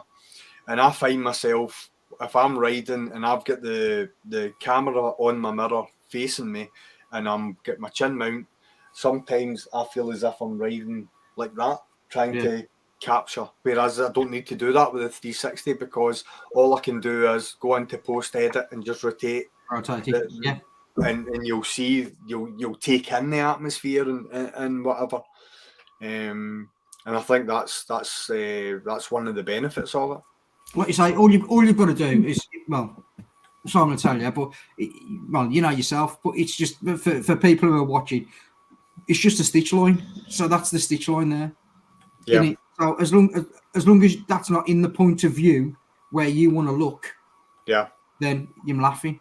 Yeah, and even if it is, sometimes you can get it so you can barely see it. Yeah. It's never going to be perfect. It's never going to be. No. There's a couple of that I've seen that, and I think on a lot of occasions it's people that have possibly bought the camera and maybe just jumped out and recorded the first thing and put it up and said, "Look at my new camera," and like you look at the rear wheel and you can see the stitch on the rear wheel and it just looks as if it's stepped, and you're like, I don't. It just plays with my mind. I don't like it. It's like, but no, it's like if you can do it in such a way that you've got your optimum setup, yeah, that then becomes a game changer. Yeah, like I say, you know, I do agree with what you say. Now, I think the next generation of 360 is going to absolutely smash it. Yeah. It's not going to be in, you know, a year or 2 years time. It's going to be 3, 4, 5 years time. A camera's going to come out and it's going to be absolutely. Yeah, definitely. And it's not even going to be the camera. I think it's going to be the full package. I think it's going to be intuitive audio editing, and an editing suite that's intuitive. It's basically like, say for example, like VR editing. Yeah. If you can imagine watching live playback on a VR, and wherever you move your head, that's the live edit. So you know where you want the audience to be looking. So when you're turning your VR headset, that's what your YouTube audience will see. Something like that. I think it's going to be as revolutionary as that. Because I know that Airsoft Vlogster says that when you're editing, you can sit on a swivel seat. Yeah. And swivel with your mobile phone, and so I can do that already. Yeah. So, like, I've done a video where when I've gone over the long mind, I've rid over and you can stand there with your iPad or wherever and look about. Yeah. Do you know what I mean? And you know, it's amazing. But I do agree with what you're saying. That I think the next big jump's going to be a quite substantial jump. Mm. Definitely. It's all gone quiet. Yeah. Sorry, I'm talking in the side chat American football with anonymous spiker. So. And the top shirt I want. Don't get any wrong ideas. It's flexible. Talking of green screens, obviously, going back to what Stu was saying about using the chroma key.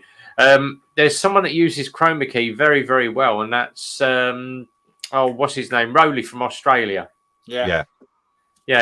The one where he actually popped up on one of the live streams and he got his head sticking out the toilet system. That was brilliant. That was brilliant.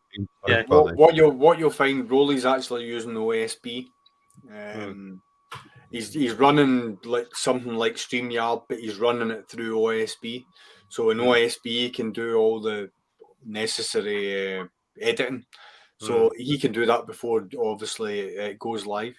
In fact, it would actually probably be worthwhile the next time Rolly's on to ask him, but that's the way I imagine that he does it. But it's absolutely fantastic. But I wouldn't doubt for a minute that the processing power of his computer is massive. It probably, with anything like mine, when mine's processing, that's why I've had to up the gain on my mic, because it's normally like Henry the Hoover's here. Yeah, we can actually hear it in the background. It's not as loud as what it normally is, because I've upped the gain nearer the mic. But if I was to shift this mic a bit, see what I mean? So yeah, it's quiet at the moment because I'm not running any video on it. But normally I have to bring this mic right the way up to me to get any decent audio. So because otherwise it's literally like anyway, it's off again. There we go. Have a listen to that. Yeah. It's like I've got Henry Hoover underneath that desk, I tell you. Speaking of background noise, I was on with Peaky when we did that late night one, and I just had to say to him, "Who the fucking hell is that snoring? It's his dog." Oh, that was it. Yeah, yeah. He was loud, man. He was banging his gong out, to be fair. Yeah, he fucking was. I kept hearing it, and I thought, has he got someone passed out on his settee or something? Oh dear. He's a bulldog, mate. He's like fucking bag puss. He sleeps like 18 hours a day. That was funny. That was funny. That was a good night. Drunk so much you get forgetting my name. There you go. We didn't stop till about 2:30, did we? Yeah, it's about 2:30 in the morning, I think. Yeah, yeah. I don't know. I'll have to ask the wife what time she told me off when I came to bed. But yeah, I've just seen the finger come through the door.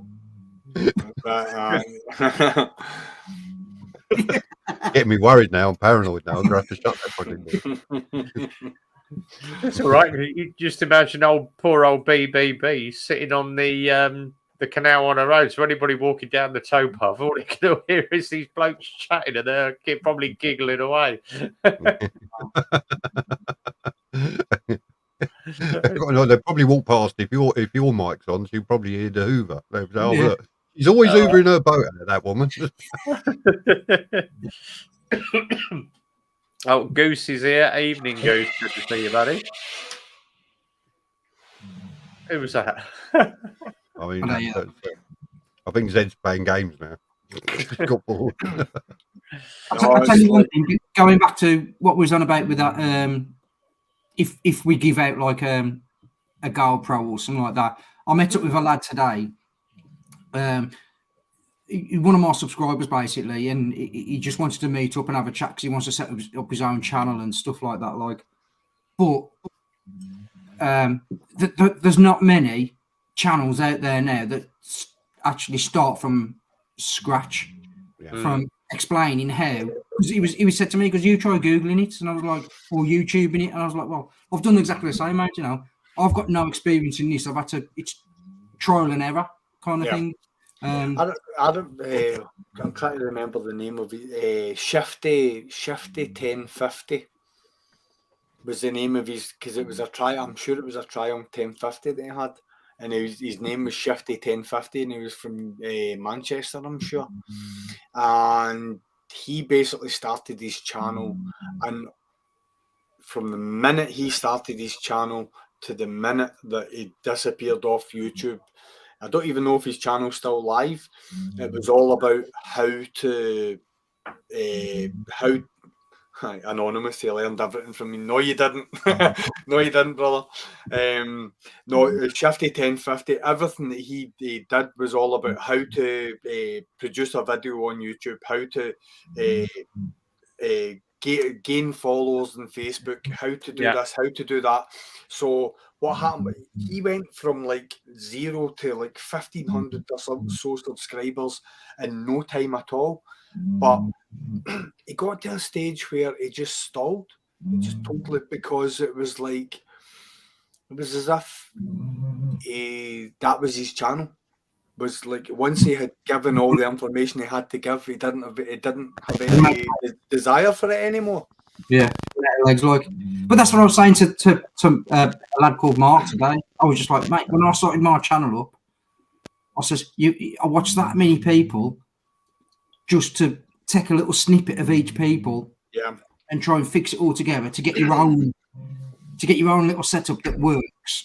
And it's not going to work instantly. It doesn't happen like that. I said, because he was on about how quick my subscribers have gone up in the last 5 weeks.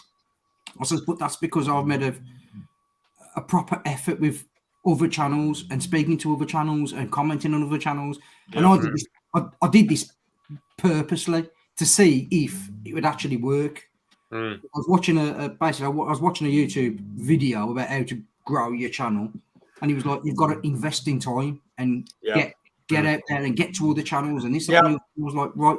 Basically, like what I have noticed is, like, when you interact with other YouTubers of the same ilk, not even the same. I don't even think that was a correct statement that I made.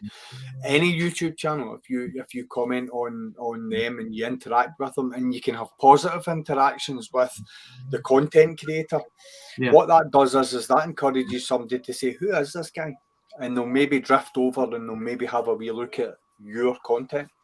Now, you only may gain a few views, you might not gain a subscription from it, but generally if they come onto your channel and they look at a couple of videos, 9 times out of 10 you'll gain a subscription from that. The problem I have is the amount of people that I subscribe to is dedicating the time that's required to actually do what you fully set out and intend to do. Every person that I have followed, I fully and wholeheartedly followed them to watch all their videos. Now, it's not possible. There's not enough hours in my day, week. So sadly, I have to admit that I pick and choose what I watch and when I watch it. I try and vary what I'm watching and who I'm watching over a prolonged period of time to sort of spread the sort of love. I don't know what the solution to it. I don't know what the solution to it would be. It's like possibly motovloggers getting together and saying top 10 videos of the week, possibly something like that, and that would maybe encourage everybody to maybe look at those 10 videos, and it's voted on by the motovlogging community. So like you're voted on by your peers. So if you get into the top 10, then you've justifiably got there. So you've not got there just because of who you are. So yeah, maybe something like that. I don't know, but it's like But this is what I was saying is to Andy GSA, because we had a conversation a couple of weeks ago, and he was like, "Mate, you're rocketing," and I was like, "Well, a lot of mine come after speaking to Military Biker, and then I did a chat with him, swap numbers, and then I got in contact with Professional Monkey, had a chat with him, and from there, you've got to promote yourself, because nobody else is going to promote you. So sitting at home just banging out YouTube videos after YouTube videos after that ain't going to work. You've got to invest a bit of time and get out there and reach over as many channels as you can. And you know, for me, it was a bit of how can I, what's the word? Not a gamble, but I just wanted to see.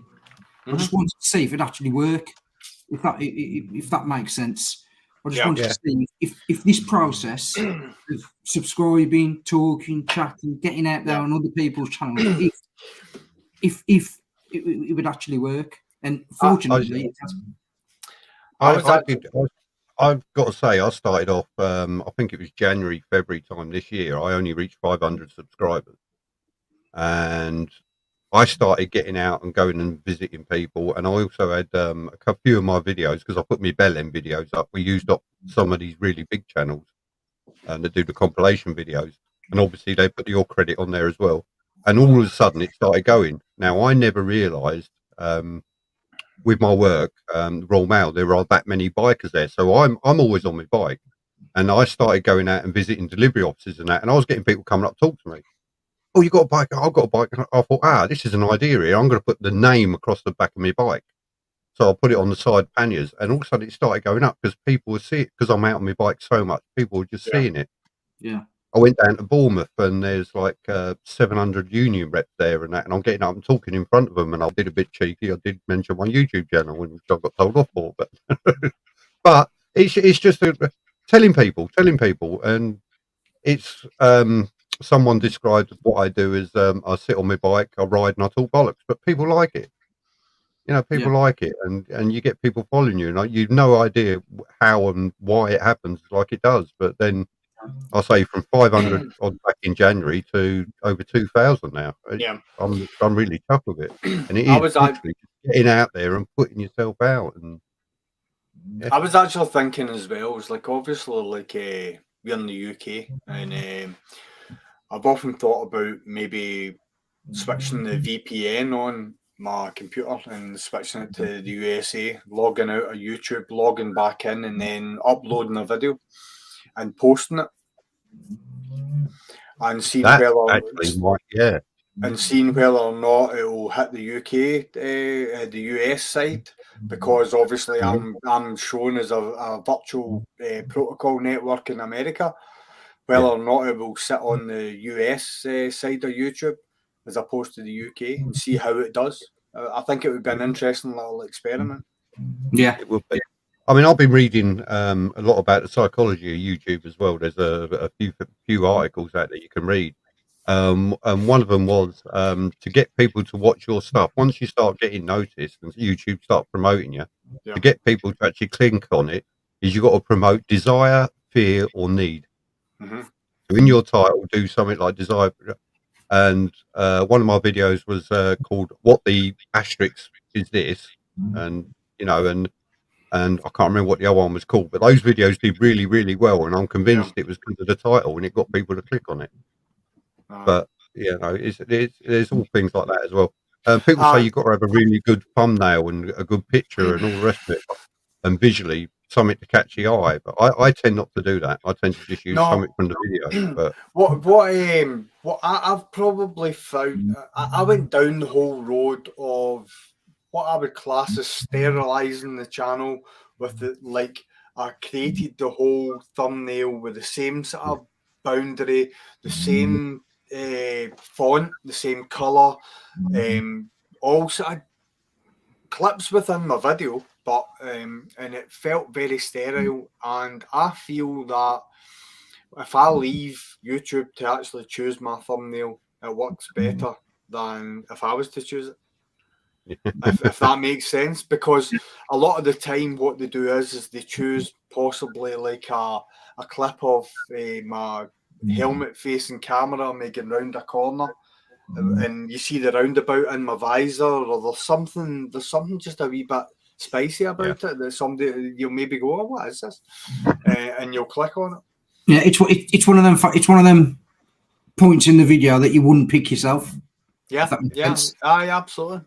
You wouldn't have considered it. You would have probably skipped past it, and they tend to find it for whatever reason it is. And I think it's the rule of thirds. I think that's what it is. I think it's an algorithm that deals with the whole photography rule of thirds.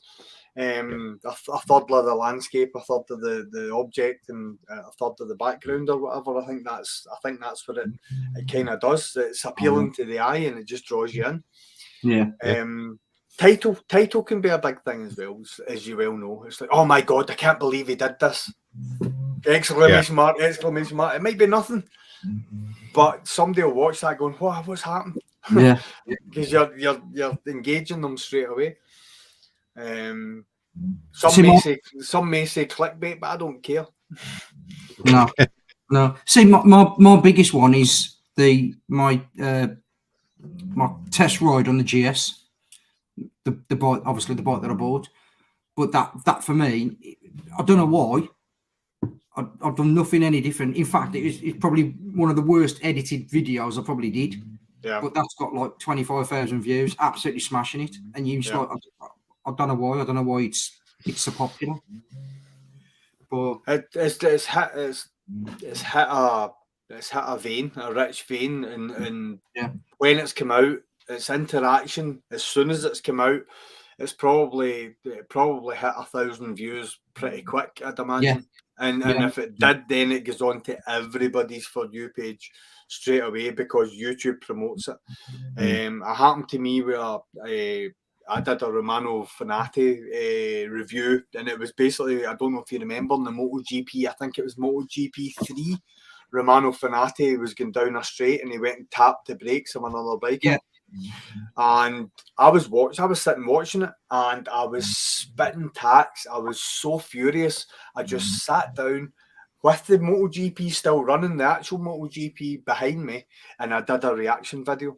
And what I did was I stitched in Marc Marquez, I think it was Cal Crutchlow, and I think it was maybe Rossi as well, their reactions to it. And Cal Crutchlow was the only one that basically said it like it should have been. He should never be in a garage again. He should never race a bike on a MotoGP circuit. He could have killed the guy. There's no place for this. The rest of them were a wee bit political about it. And I posted that within maybe 2 hours of producing it. And I did very little editing to it. Did a very little work to it at all. And it got crazy figures. Crazy figures. I think that's what happens sometimes.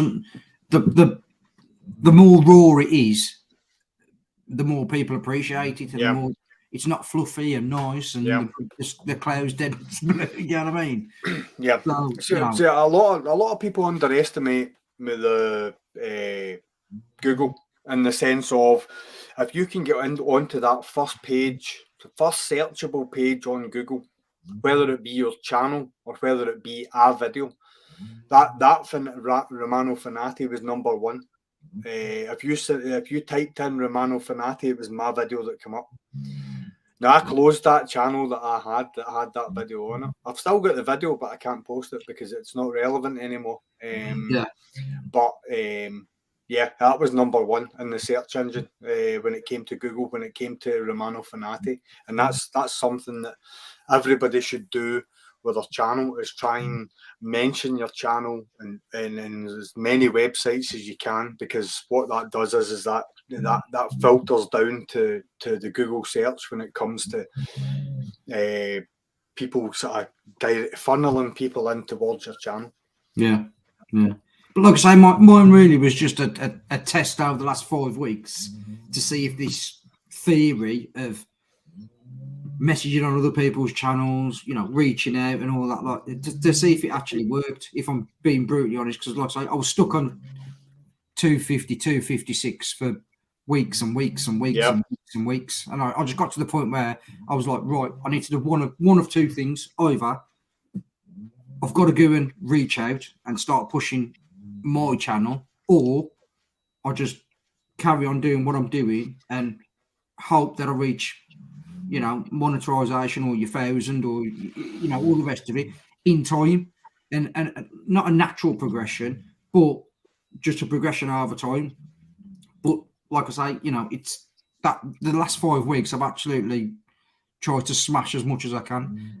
Not every night, but most nights sat there messaging people, talking on YouTube, commenting on other people's social media, all sorts. You know what I mean? Just to try and see if this.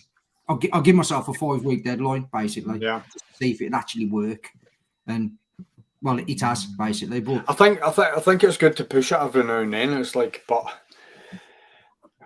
you get battle weary with it as well. It's like I get to a stage where I know that I just have to disconnect. I have to come off Instagram. I have to come off YouTube. I have to just basically take a bit of time to myself, because it does become all encompassing. It takes over too much of your time, and then you have to think. It's like the whole balance thing. It's like, is what I'm trying to achieve, is it worth pushing as hard as I'm pushing? Yes, it is. It is. There's no doubt about it that it is, because you know what the end goal is. You know what the sort of the riches are at the end of the rainbow. Come to think, but in the same sense, it's like when you're looking at work-life balance and so on and so forth. It's like it is a lot, and that's why like the likes of the bigger YouTube channels that are banging out 3 quality videos a week. They are constantly smashing Instagram, Facebook, TikTok, whatever it is that they're doing. They are absolutely hammering it. I think to myself, fair play, because what you're doing is harder than what I'm doing at work. Well, they're never off work, aren't they? They're never off work, basically. It's like being in the armed forces. You get paid 7 days a week, 24 hours a day, and that's theoretically that's what they're doing, being self-employed. What they're doing, they're getting the as an outsider looking in. It must. I'll look at them and I'm just like, I'd love to do that. But then when you look at them and I'm like, they seem really pissed off. You know what I mean? They must be grafting that hard on a regular basis every day, and they've got to push themselves constantly to get that money at the end of the month. But I would hate to get to the situation where I felt it was a chore to step on my bike, because I knew that I had to get content out, and then, like, I'm well aware I haven't put any content out in the last 2 weeks, but that's been deliberate. I just haven't done it. I just don't want to do it just now. I'm taking a back seat. Right. I've done 5 or 6 videos this week that are all sitting all on my hard drive waiting to go, and I'm like, can I be bothered? Nah, they'll wait till I come back off holiday. Yeah. The simple reason being, we met Red, Rhythmic, and Uncle Red down at Sausage last weekend. Yeah. And I said to him, I said, "Cool, blimey." He said, "Yeah, you're struggling because I've been trying to hit 3,000 for about the last 6 months. It's going up gradually, 5 or 6 subscribers a day, but it's not the masses that I'd expect it to be." And he said to me, "No," he said, "what you want to do is get into the shorts market." He said, "A lot of the kids these days, they don't want to sit and watch your 20-minute video. They'll click through and look for the good points." Flick. Yeah. Now, I follow a guy. He's a YouTube basically an ambassador. He's called Nick Nimmin. And basically, like, he brought out a video just like today that I saw it when I was come home from my work, and they're bringing out a new thing with shorts, and that is, like, when somebody replies or comments on a short, you can actually create another short as a reply to somebody's comment on a short. So you can create more content by replying and engaging with somebody who's commented on a previous short. Yeah. So what YouTube are doing is creating a content creator and audience interaction. But what he says, and what is very, very important, it shouldn't just be "thanks very much for the comment you made" and blah blah blah. There should be a point behind what it is that you're saying. Whether you're saying, like, I appreciate your point, but I don't agree with it, and the reason I don't agree with it is X, Y, and Z, and you could go into that in a wee bit of detail. If you want to go into it in more detail, I'll put out another video or whatever. And that's what it is. It's like YouTube have kind of realised that they need to give content creators more power and more control over their content. And one of the other things that he said that YouTube are doing as well is, like, on your homepage, if somebody comes in and visits your channel, YouTube will now, if you set up your channel to have a For You page on it, that was just going to be a new button. It means that if somebody comes in to start looking at your content, YouTube will then recommend, depending on what kind of video they look at on your channel, they'll recommend a whole bunch of other videos that are on your channel that might be suited to them. So what that does is, instead of a person coming in and maybe interacting with one of your videos, they'll maybe sit for 3 or 4 videos, because YouTube's constantly saying, "What about this one? What about that one? What about this?" So there's a lot of different things happening with YouTube. It's quite exciting. See, I did the one because he said to me, "Give it a try," and I did. It was Rhythmic's Blue Triumph. I think it was an old cruiser type Kawasaki, and then Uncle Red's. What was it? Vulcan 650, and then mine and Simon's in the back. And I went, "Super Sausage Car Park Sunday," but nah. Uncle Red's, I went, "Ooh," and then I pointed at Simon's and went, "Yes." It's had 6,600 views in the first week. It went absolutely nuts. I think 2,000 views in the first day. And then we took the mick out of Rhythmic's, because everyone goes on about his Sportage, because he's got a Kia Sportage. So I basically did a quick one in the backyard with my mobile phone and went, "Sportage? No, piece of crap Picantage." And that's had nearly 500 views just for a little stupid 8-second clip. So it proves that shorts do work and get you the views. I mean, when I looked at doing this little process that I was just talking about, trying to boost my channel, I actually spoke and did a live with somebody who helps creators and all the rest of it. And he said basically YouTube are trying to fight against TikTok, basically. It's just so if you produce a short video, they will push it out. They will get it out there. It's just so at the moment, if you want to get subscribers and content and other people that you usually wouldn't have looking at your channel, that's the way to go. And so that's why I did it. If you look on my channel, I think I've got about I think I did 15 days of upgrades I did to my bike. I noticed those. Yeah. Do you know what I mean? And he said because it's got to be relevant to obviously your channel, so you've got a bit of knowledge, but also you've got to be able to talk about it, give a bit of advice either before or after, or the reasons why you've put that on. Yeah, I actually knackered I've got a Huawei P30 Pro, and I actually knackered the camera with the mount on my bike. What happened was the vibration from the mount on my bike has actually jammed the autofocus on my camera. So usually if I'm round at the lockup, what I do is I set my camera, my phone on a tripod, and it just sits like that, and I can film. And the 4K quality on that's probably better than my DJI or my GoPro.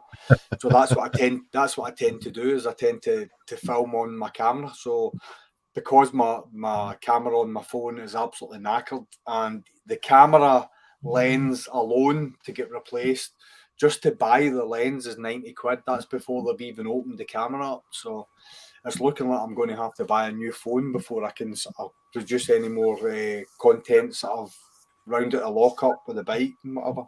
Have you got it insured just in case you lose it? Nah. I don't Just have a look at your bank. Have a look at your bank, because that's like £3 a month. Because you never know, you might get it this month and lose it next month. You know what I mean? That's maybe an option. But yeah. It is hard trying to keep up with people's social media. I follow about 100 and something people, including all the Moto Maxi channels and everything, and it's like trying to catch up with that lot. It's about 2-3 hours a day just watching, just catching up with videos, and it's like I'll do it, can you?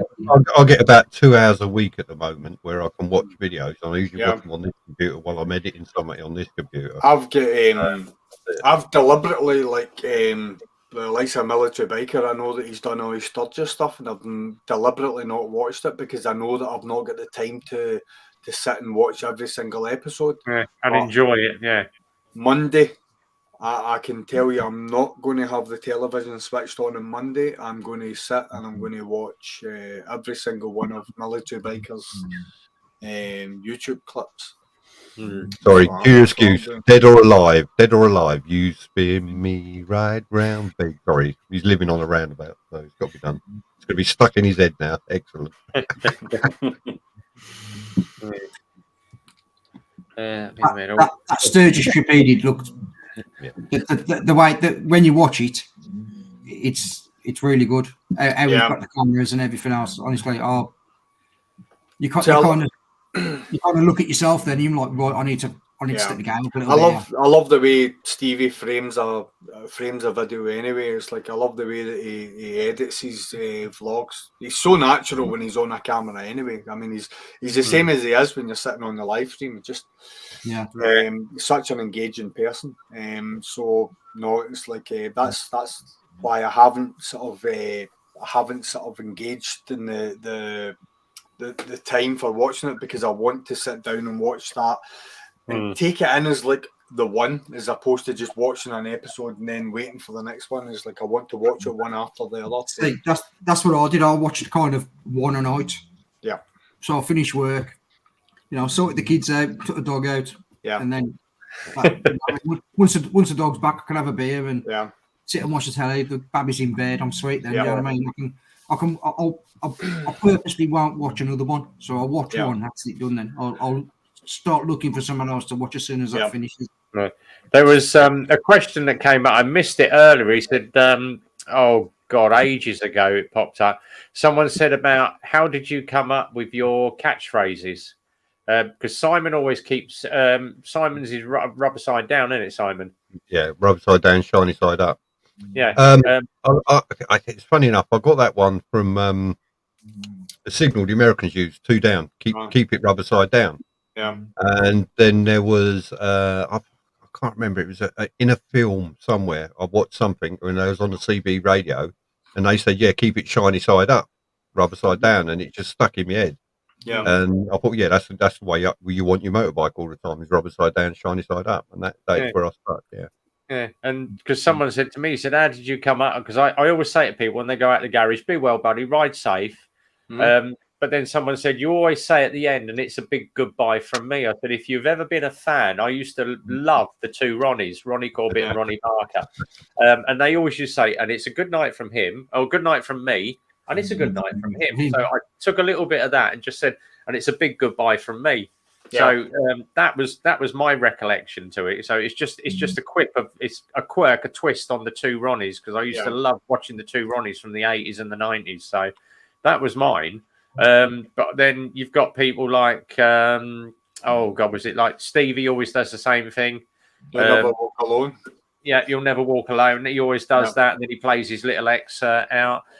You've got the likes of sort of missing. Well, we're not going into missing, but he always is very condescending. Hello, kids.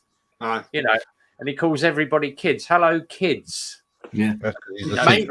Mine actually stemmed from not actually the same was kind of sort of the after effect of what it was that I was trying to achieve. And that was actually putting my hand towards my camera, which is on my wing mirror, and blanking it out like that, basically to switch it off.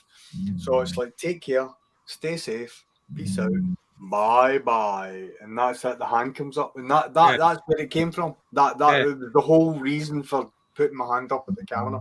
And the first time I did it, I was like, right, okay, I need to keep doing that now, because that is it. Yeah, it's the quirk of your channel. Everybody picks up on the quirk of your channel. Yeah, absolutely. Mine, I pinched mine off my counsellor. So she was a 70-year-old dear with purple rinsed hair, and I'd had a counselling session, and she was like, "Right, stay safe, keep your family safe." And I was like, yeah. And I was just walking out the door. She went, "Brian." I went, "What?" She went, "Can you do me one thing?" I says, "What's that?" She went, "Smile." And you smile. We all did it then. Yeah. Do you know what I mean? And I was like, "Thanks." Walked out, and I was like, "You know what? That was really nice. That was." Yeah. And from then, that kind of stuck with me, because when you say it, people do it. Can you smile? Yeah. You do it automatically. You don't realise you're doing it. Yeah. And then you got the likes of Jim Diesel, wouldn't you? This is Jim Diesel out pointing at the camera. He always makes me chuckle. He does. Yeah.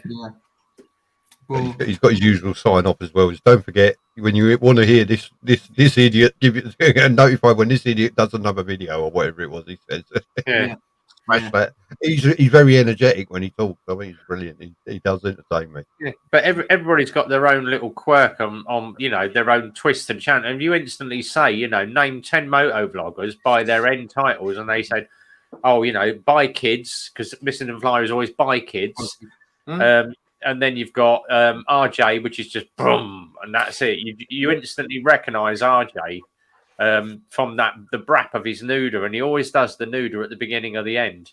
Yeah. So that's always his. Premises is always, he normally has Pink Floyd, but he's changed his title now, so he's actually done his own audio. This is Premises 187, Premises 187. So you instantly and him singing about Premises 187, but he always does the same thing every week. So or Beans on Toast, you instantly recognise that ITV ad that comes in. Yeah. And he's like, take care, bye, and he always says bye about 5 times as well. He's like me trying to end the live stream. That's what we made. Like it's the same at work. I call everybody mucker all the time. I've known the lads I've worked with for 30 years, and I still call them mucker. And I have that many people comment on the channel going, "What does it mean?" It's like, mate. It's military term of mate. It's just a mucker. You know what I mean? He's one of your muckers. You know, always there for you. You know, you can ring in the good times and the bad. So, but yeah, it's quite strange how people get their own little twerks and twists. Yeah, I must admit, when I can't let my wife watch the Peaky Biker because of half her family being from Birmingham. As soon as she hear you speak, she's like, "You right, me duck, and how's you going?" She comes out. I'm like, "Shut the fuck up now." That's Gran's friend of all packing in. She goes full fucking Brummy. Yeah, she goes full fucking Brummy. It's like does my head in. Absolutely does my fucking head. No, well, but it's like you say, it's just it's. But that's you put your personality portraying on your channel, Eat. Yeah, definitely. It's like there's some videos I put out as well. It's like when you're in that wee sort of cheeky mood, and it's like you're editing, you just have that. Yeah, I'm just bugger it. It's getting out. Yeah, and I don't care. I don't. It's kind of selfish in a way because I'm editing this for me because I think it's funny. I don't care what you think about it. I don't care whether you think it's good, bad, or whatever. I said it earlier about him, Biker Bird. He's a fucking nonce case, isn't he? Hello, kids. How you doing? Yeah, fuck off. Yeah. My mate delivered to his house a while ago, and he was like, "Oh, how you doing?" And give him the parcel, like he was like, "Yeah, big fan." And he was like, he got really shirty with him. He was like, "What are you doing?" He's like, "Mate, I'm delivering your parcel. That's what I'm doing. I'm just saying, I watch your channel and literally sat in the van, unsubscribe. That's me done, mate." Not it's going to make a difference with his channel. I've heard people say he's a right arrogant fucking shit when he's not on the camera in front. Well, he sits there and reads the fucking MTM for God's sake. I mean, I started watching that and I was like, this is fucking boring. He did it at Sausage though, didn't he, Simon? Yeah. He blamed a load of people. He was rather rude and ignorant and arrogant. And he was at he popped into soup. He brought someone with him, another moto vlogger, and the pair of them were we're going to go down Super Sausage for some scran. Who calls it fucking scran these days? But he was sat at the table having his brekkie, and one of the bikers that was in just happened to spot him, and he went, "Oh," he said, "You're Missenden," and he went, "Do you mind? I'm eating my breakfast," and I'm like, fucking hell, so far up his own arse. The quickest way to start. So all it needs is one person to give you a shitty review, and your numbers start dropping through the floorboards. Yeah. We had. I think if he put anything nasty on his channel, we'd remove it anyway. Yeah, but the thing was that me and Simon were down Sausage a couple of Sundays ago, and we just sat. I was just sat buying coffees for everybody, and someone said to me, he said, "Jesus Christ, there's a crowd round yours and Simon's bike." And I went, "Oh, that's a bit weird." Went over. I said, "Oh, can I help you guys?" And he went, "Yeah, we're looking for Rev Bomb and Simon." I said, "Well, I'm Rev Bomb." "Oh, hello, we're blah, blah, blah." And he said, "We brought all the family down." And I went, "Oh, Simon's over there." Simon come across and started chatting to them. And next thing you know, we ended up taking photos. "Oh, can we get some photos of you two?" "Of course you can. Let's get that." And we had the whole bike team there. There was Andy there, Steve, Red, Rhythmic. And he's, "Oh, you sure?" "Yeah, hand out the stickers." "Yeah, I'll have some stickers." And he actually commented on, I think it was one of the videos, wasn't it? Let me just find that video, Simon. His son was there, weren't he? And Jack, and he really loved the GTR and that. And I just said, "Would you want to sit on it?" "Well, can I?" "Yeah, of course you can. You got a phone? I'll take you a picture of you sat on it." Here we are. Yeah, actually, it was Gus. It was BMW Gus. Right, I'm just going to copy exactly what they said. So this is, didn't realise it was Gus. There we go. There we go. Hang on, it's in two parts because public subscribe to you 11 days ago. They say never meet your heroes as they never match up in real life. You've proved that saying, Yong. You're a really down-to-earth, friendly guy. It was a pleasure to meet you and all the other moto vloggers at Super Sausage. Just ordinary bikers, but with a talent for vlogging. Top blokes. Yeah. And his young lad, Jack. Yeah, his young lad, Jack, was like, "Oh, can I get a photo with you? Can I have a sticker? Go on here." Yeah. He ended up with a handful of stickers and a bacon roll and a cup of coffee. And he was like, "Do you want anything?"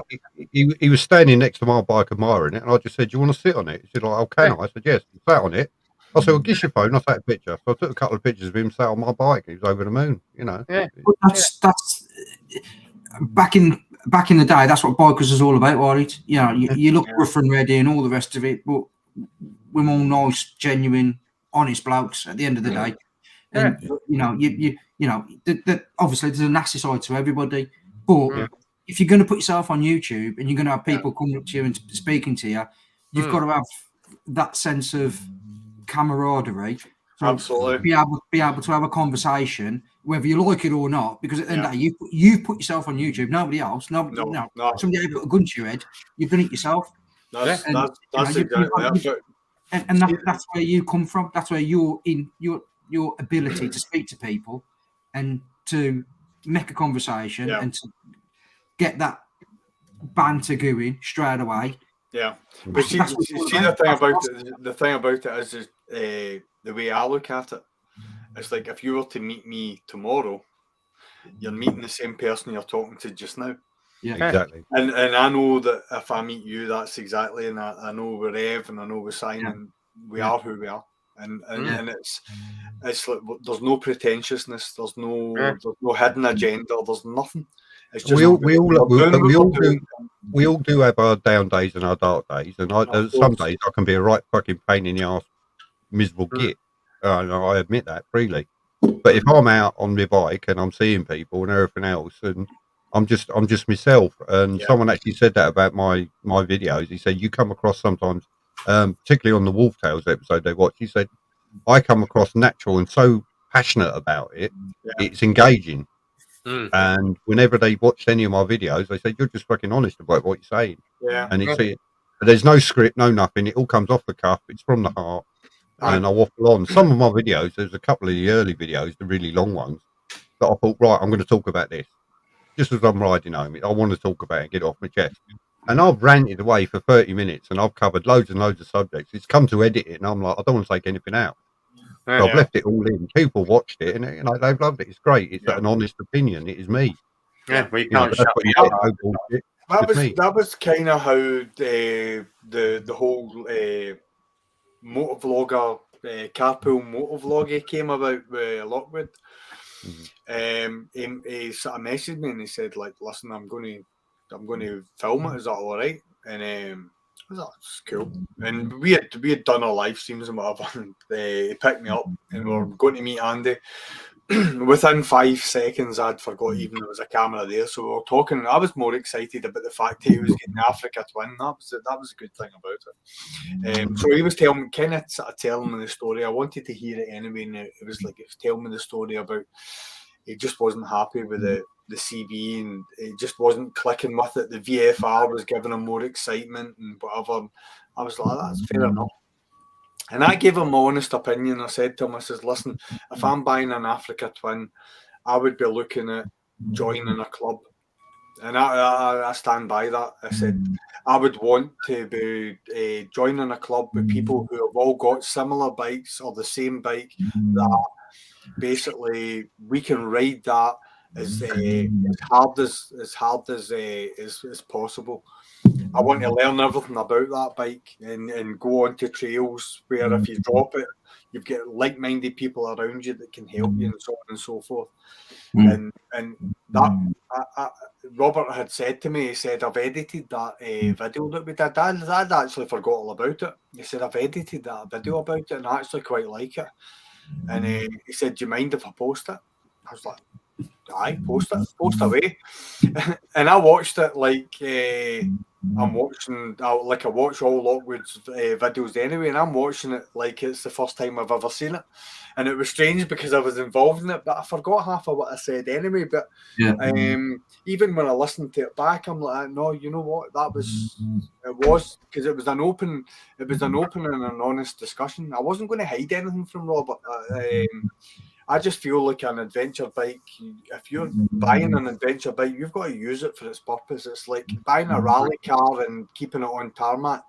Don't see the purpose of it. The fact that he's been up in Skye and he's done a bit of off-roading, I think that's brilliant because that's what that bike needs to be done. That bike needs to be dirty, it needs to be dropped on its side, it needs to be picked up, and it needs to keep going. And that's the type of bike that is, and that's the point I was trying to make to him. I think I think the point that I'd like to say is watching that video, you two are engaged, in conversation, and you can see that you have at some points completely forgot that the camera's on. Yeah, absolutely. For me, watching that video, that was intriguing because it was natural. It was just two blokes sat there having a chat. Definitely, and you'll see yourself. There's very little editing on it as well. Yeah, it's so pretty much. That's what engaged me personally.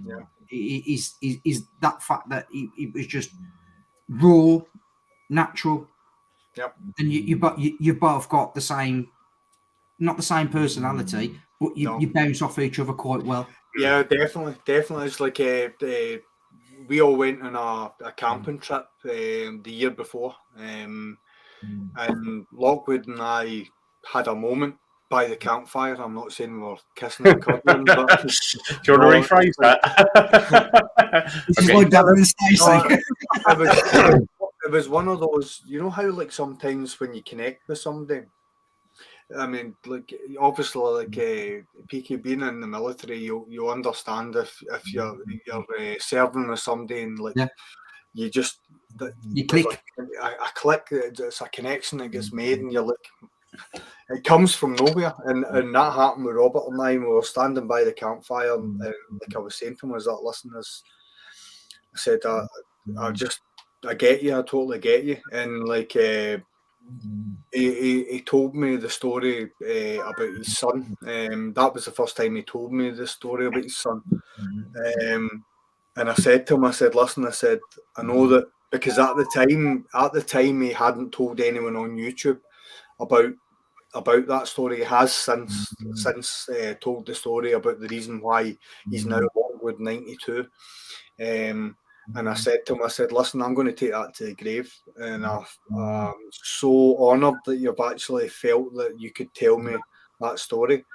And when it was his son's birthday, I messaged him because like I'd remembered when his son's birthday was, and I messaged him and I said, listen, pal, I'm thinking about you today. And it wasn't anything other than that's all I said. I'm thinking about you today. Because I know that he knows why I'd said it. You know, it's like little things like that mean a lot. Yeah, massive. Yeah. Right, 10:30, guys. So we are heading over here. We're switching channels. Finally, Simon says. So no, I actually said thank fuck for that at last. Yeah, exactly. So we're going over to Simon's channel. So Simon GTR 1400. We'll see you all over there in a couple of minutes once he sets himself up. So thanks to everybody that came into my channel, Boating, German Jobbies, Howie, everyone, Bruce. Who else was in? Guesto and Lane, Curious Goose, military. Yeah, everybody, AB and all that. Everybody is easier. Yeah. Thanks everyone in the live chat. If I get back in time from holiday, there may be a live stream next week, but keep your eye on the channels. If not, Simon will start the channel next week. So Simon will get next week. I will be in Gatwick Airport awaiting my flight, so no chance. Right. So I might do it. I'll just be sitting with a couple of booby tassels on or something like that. That'll do. We'll let you. That'll get confusing, won't it? Right, but yeah, we're all going across to Simon, so we'll see you all over there in a couple of minutes. I will obviously take the drone with me, so watch out for the drone footage. But thanks everybody for coming in. As always, the usual RB style. Be well, ride safe, and it's a big goodbye from me. Take care. Have a great weekend, everybody. And it's a big good night from him and from her.